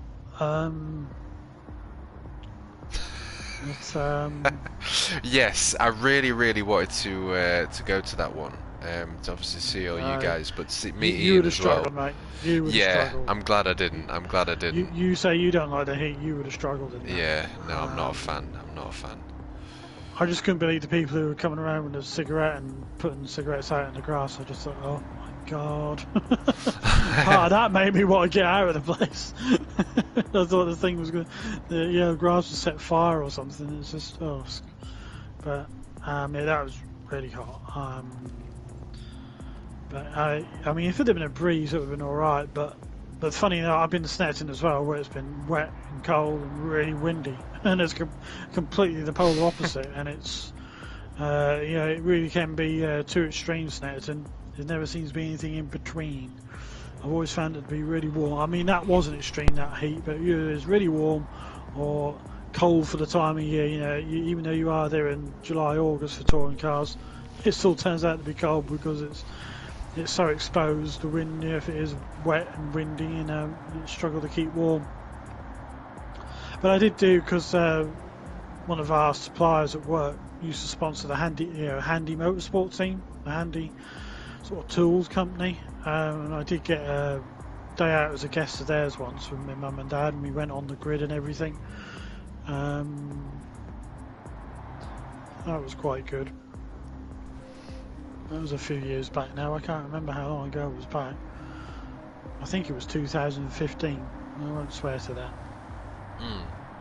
Well, I do hope that we can get another event booked, another racing event. Well, I think Donington's quite a good place because it's quite central to a lot of people, isn't it? I think, and Donington's always the first race as well. So it's probably a good idea to look at Donington again. Yes, yeah, I do really like Donington. Donington works for me, and I think if we can do something that's got the Friday, Saturday, Sunday event, whether we stay for 2 nights or just the one, you know, it's good to see you all, and then see the next day, but also even, you know, grab some drinks, grab some food together, and the night time as well. That was pretty cool. It'd be good if we could all stay in the same location. Yeah, I must admit that hotel I stayed in was lovely. Was it? The Radisson. The Radisson, yeah. I felt a little bit out of place there. Well, if I remember rightly, I remember looking at the price, and I think it was increased. But then again, it might have been something to do because we tried booking it really late, didn't we? I mean, I booked it quite late. Yes. I mean, it was Flash. You know, it was only when he mentioned it. I thought, well, I'll have a look. I thought, oh, I'll treat myself, you know. And I thought, I'm sure it'll be cheaper, you know, if you booked it a bit earlier. But I did feel for Flash because obviously he ended up getting COVID and he couldn't make it. But yeah, that's a big shame. I'd look forward to meet Flash. But maybe we have to try and sort something out where we can all get to Belfast all together and do something like that. Yeah, we'll have to get something arranged. I'll have to put the feelers out again. Yeah, and do what the easiest, find out what is the easiest way of doing it. You know, trying to maybe if we did, you know, go and do the ferry that's from Scotland, we could do that, but we sort of have to sort of like all meet up and car share or some sort of way, you know. Yeah, well, trains are a bit of an issue as well. They're a bit of a liability, aren't they? Recently, they've been cancelled a lot, and we've been away. We went on trains to 2 different locations over the past month, and both of them were cancelled. So we had to drive half the way. But if you've already took a train somewhere and you want to get a train back and half of it's cancelled or the full thing's cancelled, what do you do? You know. Yeah, exactly.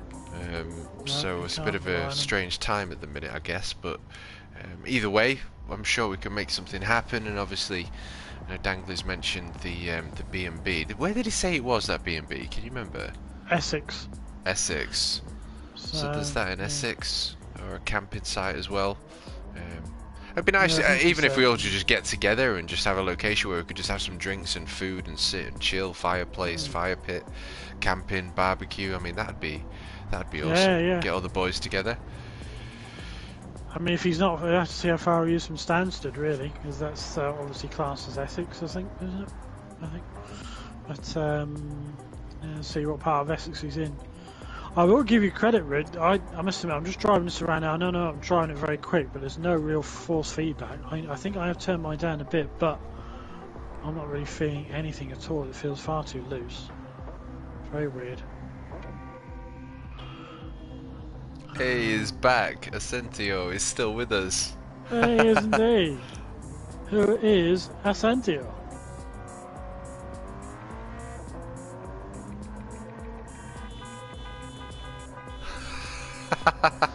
He's probably saying, I want to race. You must always leave it a space, my friend. Does look like a beautiful car. Yes, so we'll definitely have to get that organised. Anything is better than going home to Donington. You're not a fan of Donington, Rue? Is it a big no for you That's for just that because one. he's going home, that's why. But then when you go, for the help Rue out, we have to think about maybe going to Alton Park, because that's his local one. Hey, good man, Tim, good man. Simon, are you agreeing with me? Oh my god. On what? Oh, I like Donington. I'm just saying, you know, to help you out, maybe to go. Oh, here we go. We'd have to go to Alton Park, because obviously that's where it's local to you. But I like Donington as a circuit. Alton Park and Snetterton are the two that I haven't been to yet. No, I haven't been to Alton Park, and I haven't been to Croft either, or Knockhill. And Knockhill is the local one for Craig, obviously, and family. So I would like to go and meet up with them, because I didn't get a chance to meet up with them at Donington when they went to. Well, I don't know if they ever did get to Donington in the end for the.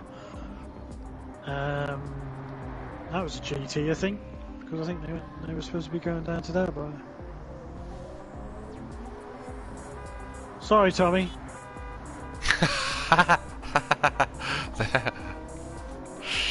Dear, that's hilarious. Do I have an 86? Let's have a little look, see. In fact, let's just jump out. Let's just jump out.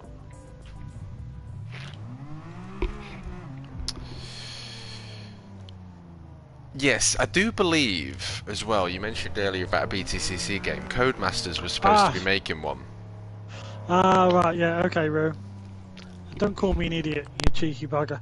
Yeah, the feedback. Yeah, I do agree with you, especially driving this thing. And to be fair, because I haven't really noticed it before because I don't have it on a high setting, but there is nothing at all. Like when you go over the rumble, you hear it, but you don't feel it. There's nothing in the wheel at all. Absolutely nothing. When I go a little bit quicker, no, nothing. I hear it, but I don't feel it. And I haven't got it that low as we know, but you think you'd feel it on this. Yeah, the force feedback does seem to have gone. I mean, there's obviously, you know, the wheel works as in there's a bit of resistance when you're turning the wheel, but there's no actual force feedback from running over a curb or. I'm only going by what I can hear. So yeah. Yeah, heavy steering, yeah.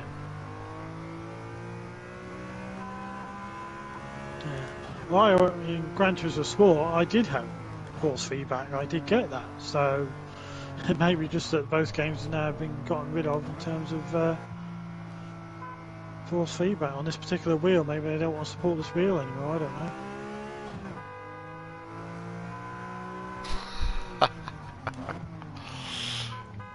He's come out in the RX-7. I wasn't hooting my horn enough when Scotty was here.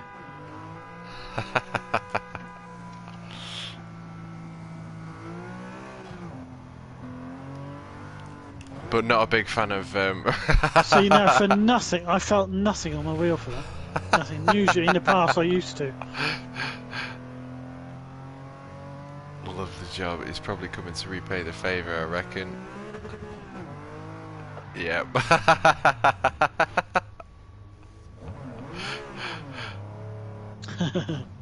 But again, usually I would feel something, you know, and that would happen. The only time when I was getting some force feedback when I was in that Ford Focus and when we first started, going down the first and second gear and I'd bring into a stop. If I do that with this, I get nothing at all.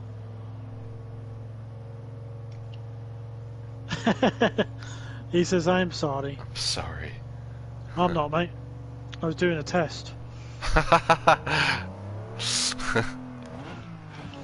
All for science.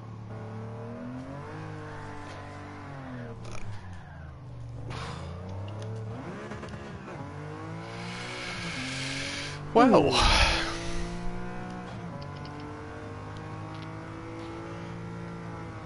what is your favourite? Now I know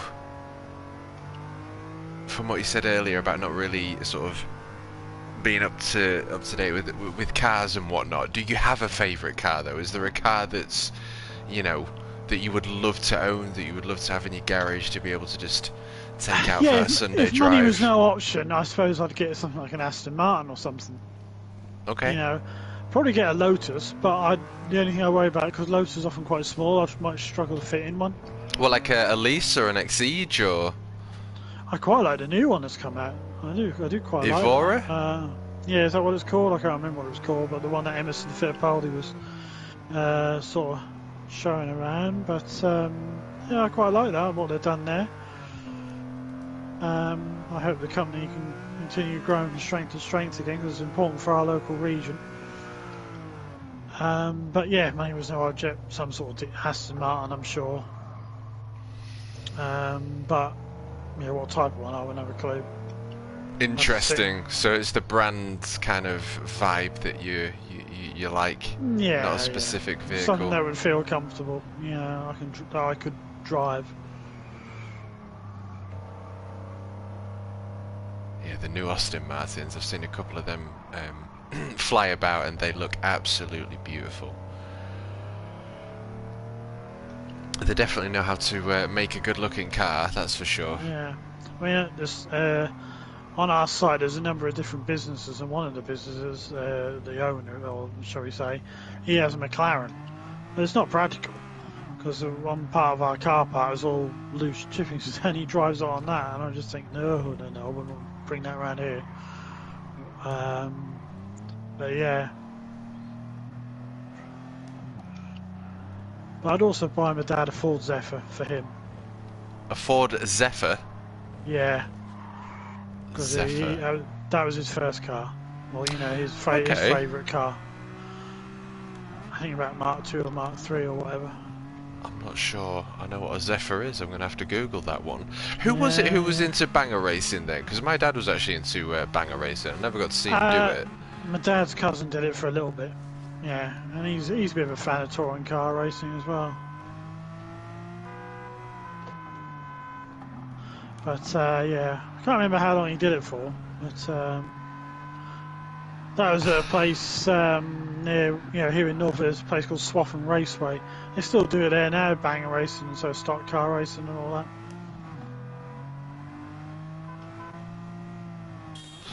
Yeah, I would. I think I need to go and treat myself to one. I think we live sort of near a place called Skegness, and I think they do banger racing up there as well.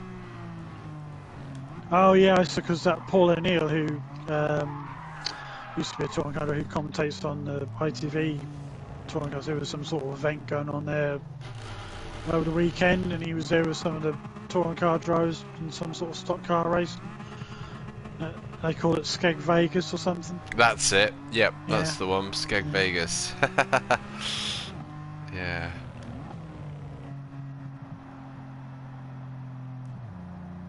Definitely have to give that a blast. Have you seen monster trucks before live? Not live, no. Don't see Right. Bigfoot, because I used to have a battery-operated toy version of Bigfoot. with you. I mean, that's another experience that I do recommend to anyone that's into a form of motorsport. Just seeing a monster truck and just seeing it, hearing it, seeing what it does. That's a special kind of feat. But like I say, Santa Pod do events where you've got like drag races, so you get different people that are just drag racing a multitude of cars. So you get to see loads of different cars and American muscle cars and people that are tuning them up to 800 horsepower, 1000 horsepower, and dragging them. I remember seeing one American muscle car at Santa Pod, and it did a wheelie. It was awesome. But yeah, and you could like walk around, and there'd be different stalls. There'd be food stalls, hot dogs, your burgers, your coffees, your teas, all this good stuff. And then there was like a little monster truck area, where it'd be a monster truck where it could fit 8 people on the back, like sort of, kind of like what you're driving, but a monster truck version. And they'd have 8 people in the back, sort of faced inwards, looking at each other, and they'd drive over cars and different things over there while he was sat on there. Kobe had a go. We paid for him to have a go on there, and they'd have a little drifting section as well, where you could pay, I can't remember what it was, 10, 15, 20 or something, maybe 20 quid to have 15 minutes worth of drifting, which we did again for Kobe. I think he was in the, I can't remember what he was in. It was either a BMW or I think it was an RX-7 actually. I think he was lucky enough to get in the RX-7. Oh, lovely. Yeah, and he was just being drifted about for 15 minutes at this Santa Pod show, with just a multitude of cars and that kind of thing. I think Santa Pod would be a good place for a meet-up. You can camp out there as well and get the barbecues going. Is that near Corby, out that way? I believe so. I would have to probably get Google Maps out, but I do believe so. I think I've seen it on the sign when going on the A14 in the past.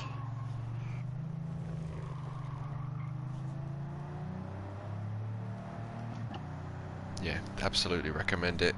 Well, let me just make sure. York. What about York? York. Oh, actually they've gone into the pits. I only live around the corner from York. I go to York quite often, actually. Went skiing on a coach, trying to get Sutton on Sea. Hit that like on the way in. Not sure because I'm half asleep. Bless you, Tim. Know the feeling. I've seen monster trucks, massive fun. There you go. Second there from Tim Simon. Definitely, if you get the chance, go see it. Monster Jam is in fantastic. I bet it is. That's next level entertainment, isn't it? I bet the tickets are expensive though to go and watch Monster Jam. Wellingborough. Yeah, that's a junction I've seen the sign on for Wellingborough. There's like 2 or 3 junctions where it says Wellingborough.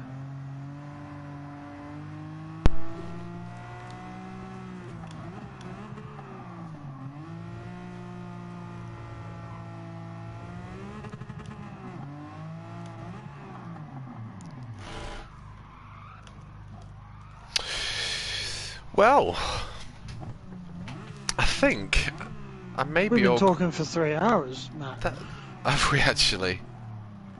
Though people have only heard 2.5 of it. Or however long it was. Hopefully it was no more than 10 minutes with a bit of luck. Well, that's awesome. I mean, most people sort of get interviews for sort of maybe 20, 30, 40 minutes maximum, so it's nice to be able to... This is kind of the vibe that I wanted, though. I don't really want it to be rushed. I don't want it to be, you know, 20 minutes in and out. I just sort of wanted it to be natural and talk about whatever comes up naturally and past experiences, those kind of things. So it's been really interesting, though, getting to know more about you. I had no idea you was as into animals as you are. I think you've got a lot more in common with Gemma than I realised. I like the story of the Senna versus Nigel Mansell. That must have been an incredible experience for you. Like I say, I mean, when I was seeing BTCC at Donington, God, it must be 20 years ago now. That was such a memorable occasion for me. So, you know, putting that into F1 terms, I've never seen F1. I assume that should it is on my bucket list, but I assume that people that have gone would probably say, yeah, that is an event that you do need to go and see. I'd recommend it once, but I still don't think it compares to F1 of past. No, that is something that I would have probably loved. I do recommend going to the Classic at Silverstone because they have so many forms of through the years of motorsport, and you'll see, you know, a great range of stuff, which is really worth it. You know, that was a real good event. You know, and proper machines out there racing again. I didn't realise Tim was in our lobby. Oh yes. You're back home now then, Tim? I thought you were still at the hospital. He's in his little Fiat 500 as well. It's not decatted though, is it, Tim? It's not decatted. It doesn't sound as good as yours. A few pops.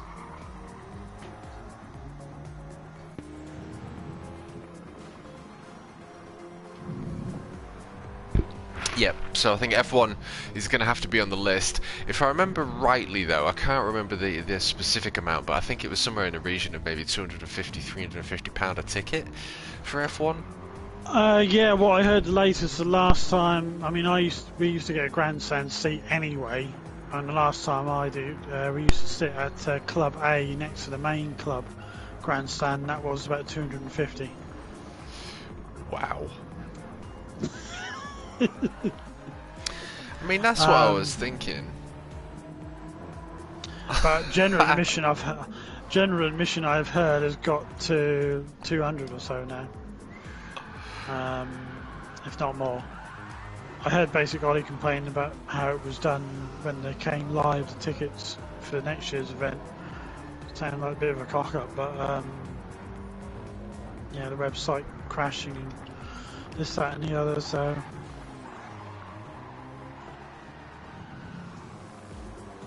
Have to Not on, really. Every time I go, I drive the whole of England. Very small from what I'm used to here.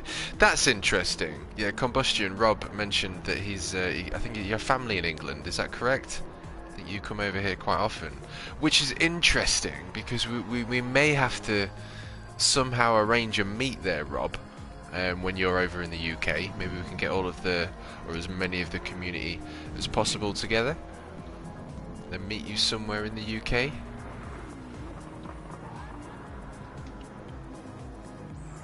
I appreciate it, Rue.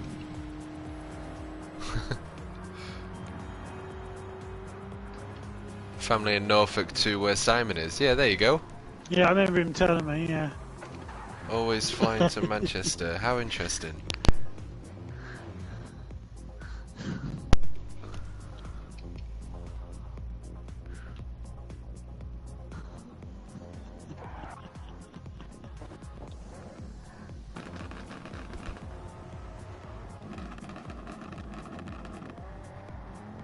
Four pops.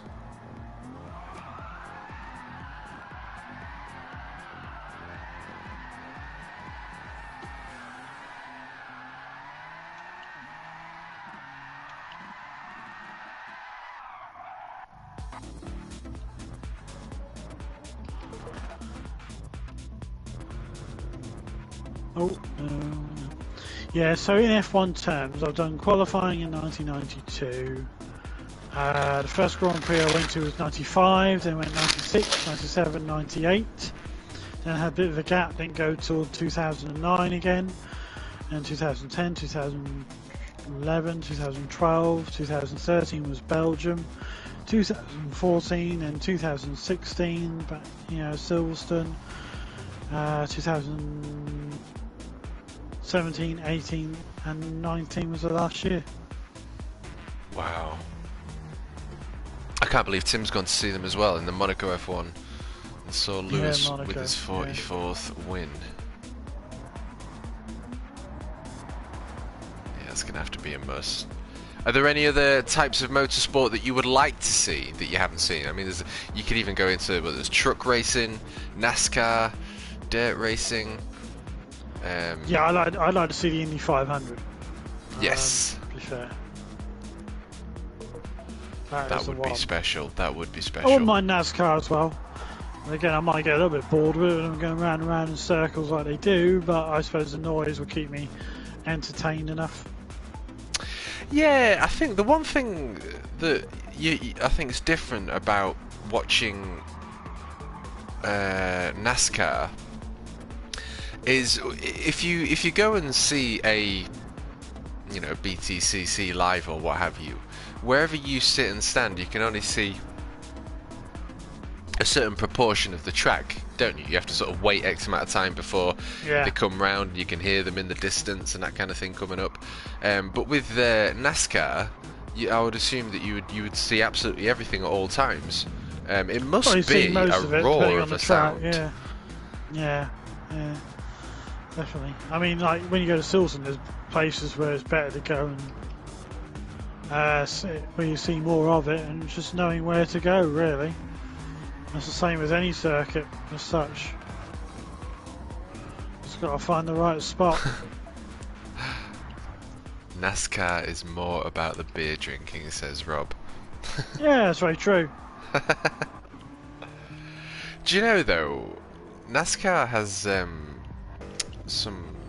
It's quite a dark past, hasn't it? With regards to they wouldn't let black people race, would they? Oh right, when they were well, first that doesn't formed. surprise me. You know, back in the well, yeah.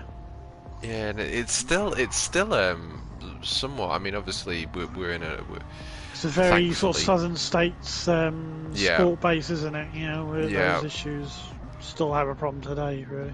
yes, yes. Well, this is it, and I think there's a documentary. Can't remember what it was on. I don't think it was Netflix. Maybe Prime or Now TV. I think it was Prime. I may have saw it on.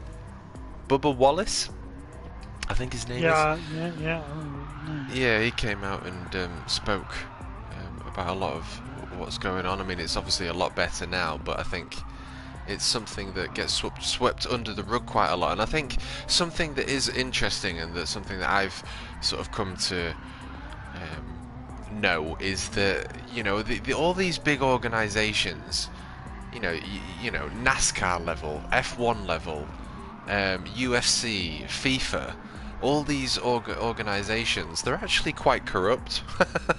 It's not necessarily all about football. It's not necessarily all about equal rights and all this sort of thing. That is, you know, I mean, it's usually all about money, really. I mean, there's even a Netflix documentary out now, FIFA Uncovered. I think just sort of highlighting the fact that, you know, there was a lot of dodgy dealings going on behind closed doors. Most of it was fueled by paper notes. Tim.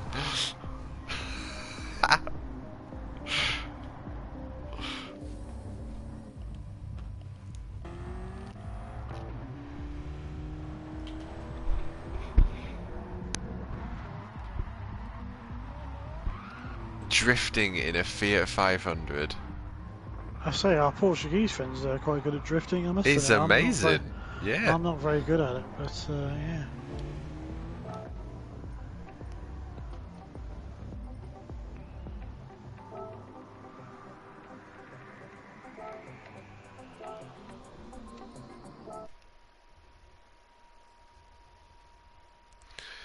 S license and B rated sportsmanship A. Interesting. Okay.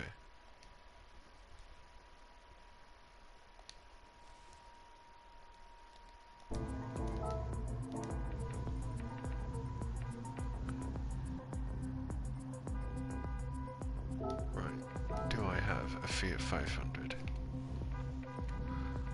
Do a few more laps before we end up and bring everything to a wrap. But yeah, I hope you've enjoyed the interview. I hope the questions have been not too difficult, not too personal. No. Just the tennis ball one was the most difficult one. I like to throw them in there. Yeah. Oh, what were some of the questions I used to ask? I wish I could give you a definite answer.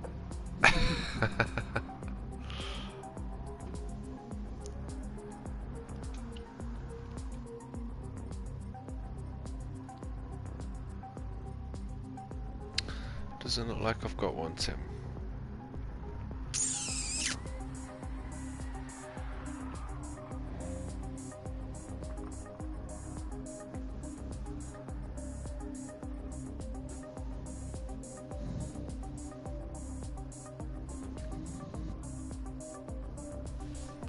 Just not sure what's the left-hand drive car. This one is. Hey, that's Tim. I hope all went well. Hey, that's Tim. It is Tim.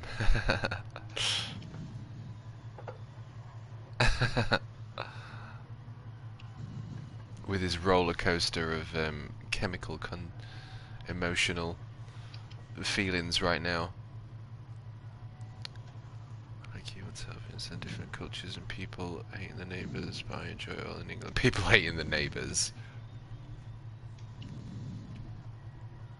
£6? tiny, tiny Amelia. Wow. Wanted a little double. Yes.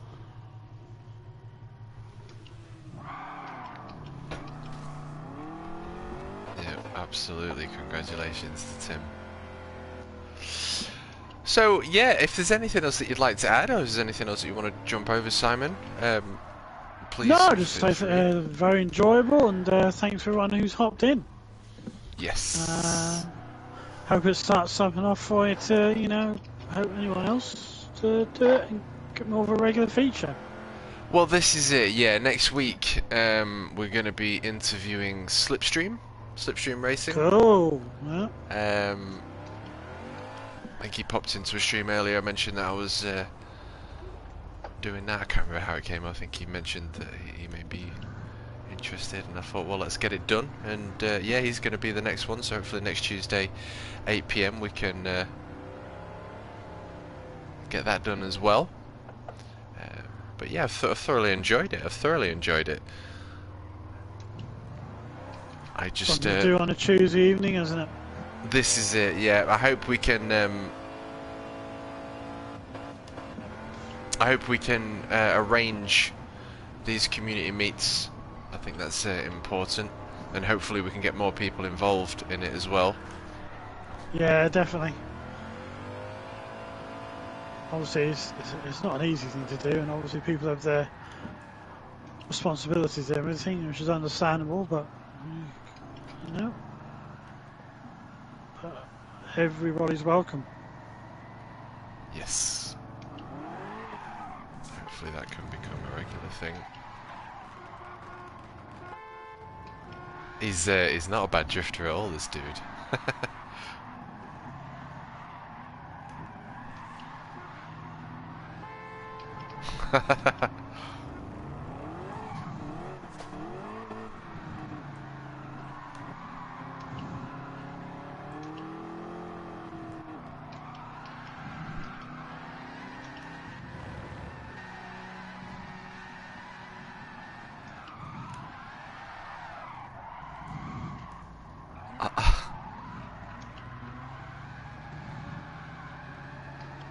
That's the one thing I haven't done on this yet. Actually, is drift. I don't know about you. Did you do the drifting No, license? I ain't got nowhere near that. No. As I'm not very good at it, I've stayed away from going that far.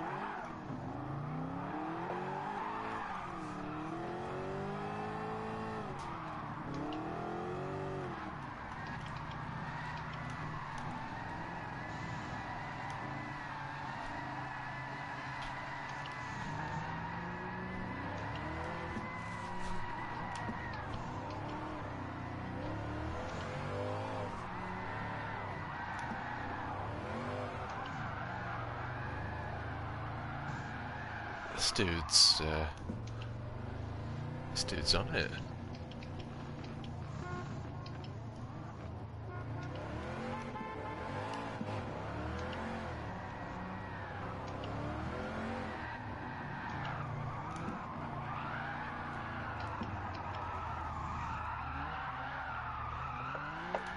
Hopefully we can perhaps maybe even get a SnowRunner stream in.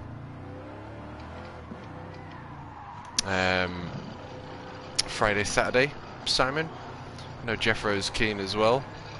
I'm working this Friday, Saturday. I'm back to work, so it might be a bit difficult for me, especially going sort of late in the night. Friday I can't do because I must admit I got a meal for a friend, birthday meal. On Saturday I'm sort of back at work, but I am in later on a Sunday and I'm off the Monday, so I might be able to do it. Oh, Saturday's EDTM, isn't it? Unless we did it afterwards. We've got Saturday, haven't we? Yep, Saturday EDTM. Yeah, we'll just have to see. Yeah, that works, no problem. Is that you in the F1 car? Yeah, in the Super Formula. Yeah. Just in our Williams FW14 livery.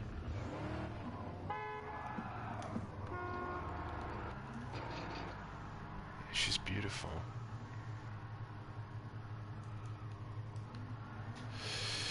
Right, well, thank you so much for entertaining me and the YouTube community. Tim, hasn't everyone golded the licenses yet? No, they are easier now with the new physics. Tim, I'm about a quarter of the way through. I've still got so much left to do.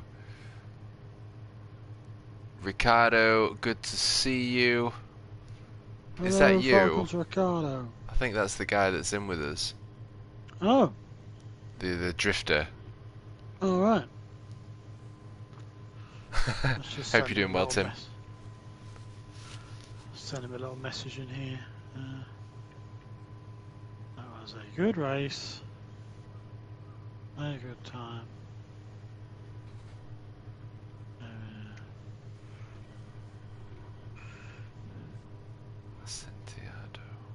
GG, my guy, very fun.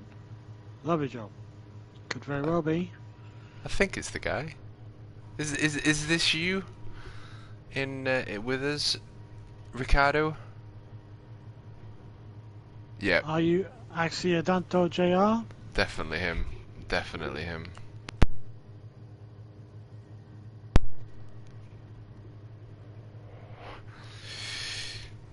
I'm curious to see how you. Before we go, Simon, let's see you do a quick lap in the. Oh, I think I've been as fast as I can go, but there you go. In the Super Formula.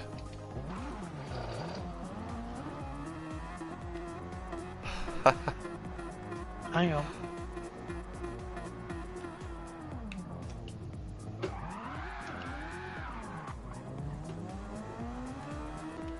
Alrighty, here we go, ladies and gentlemen. Thank you to everyone that's tuned in. Thank you to everyone that's asked the questions. Rue, it's good to see you. Falcons, thank you for entertaining us with your drifts as we watch Simon. Oh, listen to the pops and bangs. The overrun of the Super Formula there through Tsukuba. It's been an epic interview. I've really enjoyed this one. Learned so much more about the individual, which is always valuable for me. I think it's very important.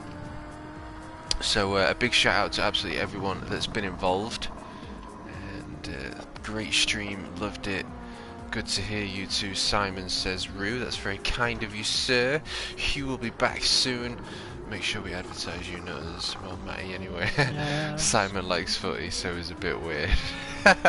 Rue. Oh dear. Takes one to know one. Falconer, great stream. Nice to hear my favourite two commentators. I mean, that's lovely, isn't it? I mean, we are incredible commentators. We need to do a co-commentator. Yeah, we do. That's the only thing, you know, when I do the ETTM, I don't enjoy it so much on my own. I did enjoy when me and Rue did when we did Hugh Hattrick's one. Yeah, when we were together. But on your own, it's a bit. Sometimes you can get a bit lost, and sometimes you want to have a drink and a break for a couple of minutes and let someone else just take over. Yes. It is hard work on your own. Yeah, it is. To keep a good flow and keep people enthralled. Yep. So, an utmost respect to Murray Walker and how he did things by himself, you know, and how he did things big time. It requires quite an immense amount of energy, doesn't it, to be able to keep up an upbeat kind of vibe and commentate everything that's going on with enthusiasm for over an hour. I mean, I've done streams before where we've sort of gone like 2-3 hours in. I remember doing a 6-hour stream once, and I was the only commentator for it as well, for ACC, Charity Endurance. And I mean, Jesus, you just don't know what to say. You get halfway through it, you kind of said everything. It's just sort of repeating on and on, but the sort of energy dies down. You just sort of commentate on what's going on. But I think having someone else there with you, obviously you can feed off them.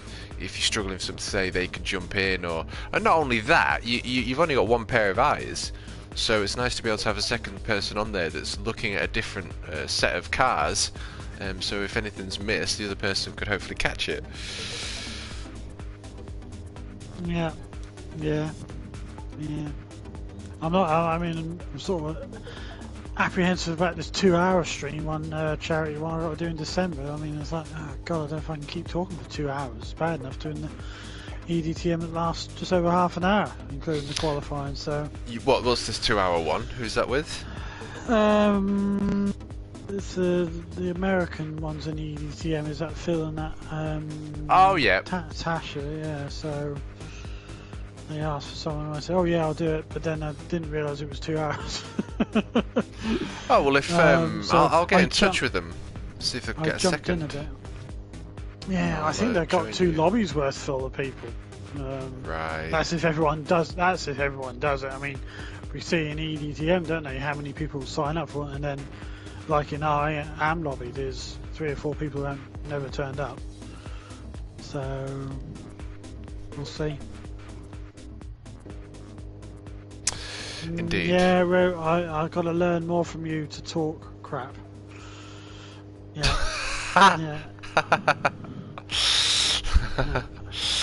Yeah, it's definitely yeah, an and like you art said earlier, it's simple things like someone else there just to spot other action, and that's what we were quite good at during Hughes' series.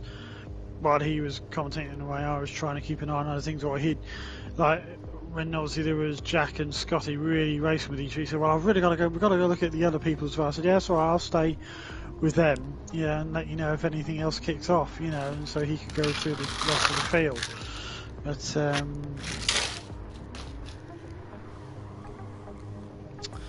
yeah, we try not to assume. Oh, hello. Try not to assume. Yeah, I will. I'll speak to Phil, and hopefully, there'll be an extra spot. I think it's. I think, yeah, like you say, it's a bit of an issue with regards to, I guess, more than one lobby, perhaps, because you know, it's great to be able to have a commentator, you know, do commentary for these events, and you know, I enjoy doing them. I think because commentators are very few and far between, especially in the Gran Turismo community, it's sort of once people know you do it, so everyone kind of wants you to, wants you to do it for their league. It's like, oh yeah, can you do this Saturday? And you think, yeah, and you think, okay, that's another Saturday. Even now, I've just gone shoved to one side. I've got to make myself available for. So Yeah. I'm going to be a little bit more harsher, you know, once we get into next year, because I don't like to say, oh, I'm definitely going to be doing this. Like, you know, I'm going to maybe take a bit of a break, you know, especially when it comes to summer, because I do like to get out and about in the summer.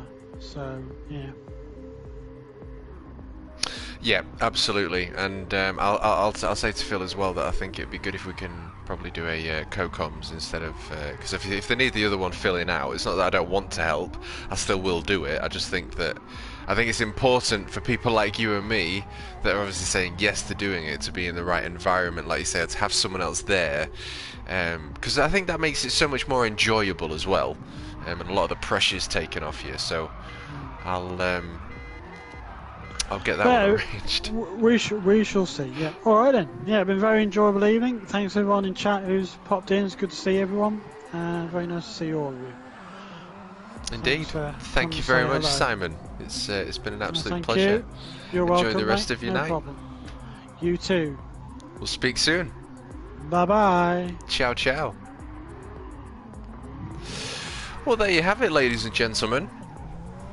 The second interview in the series, but hopefully the first of many to come in quick succession. We do have another interview for next Tuesday, where we'll be interviewing the legendary GOAT from Poland, Slipstream Racing. That's going to be an interesting one. Tim, we'll have to get you on as well. Rob, and anyone else that's active within the community and would like an interview, then I'm sure we can get it arranged. Big shout out to Ricardo, giving us some drifting action there for you boys and girls to get stuck in, but that's it for him, I think, as well. So, we're going to be ending the stream there. Falconer, it's good to see you. Rob, thank you for doing what you do. Tim, great to see you popping back, mate. Thank you for that, buddy. Rue, look after yourself. Simon, you've been an absolute legend. If there's anyone else still hanging about, thank you for your support, thank you for your time, thank you for your love, thank you for the likes. It's been absolutely awesome. That's a yes and a yes from Tim and Rob there. So it looks like we've got a little bit of traction there for the next month if we do one a week. One every 2 weeks, but we'll see how we go. So yeah, thank you so much, guys. Enjoy the rest of your evening, whether it's going to bed or whether it's the daytime for you, depending on where you are in the world. Have a good one. You do your best, bud. Right back at you, my friend. I appreciate it. Thank you very much, Rue. Sander, good to see you. Good night, my friend. Take it easy, boys. Till next time, have a good one. Ciao ciao.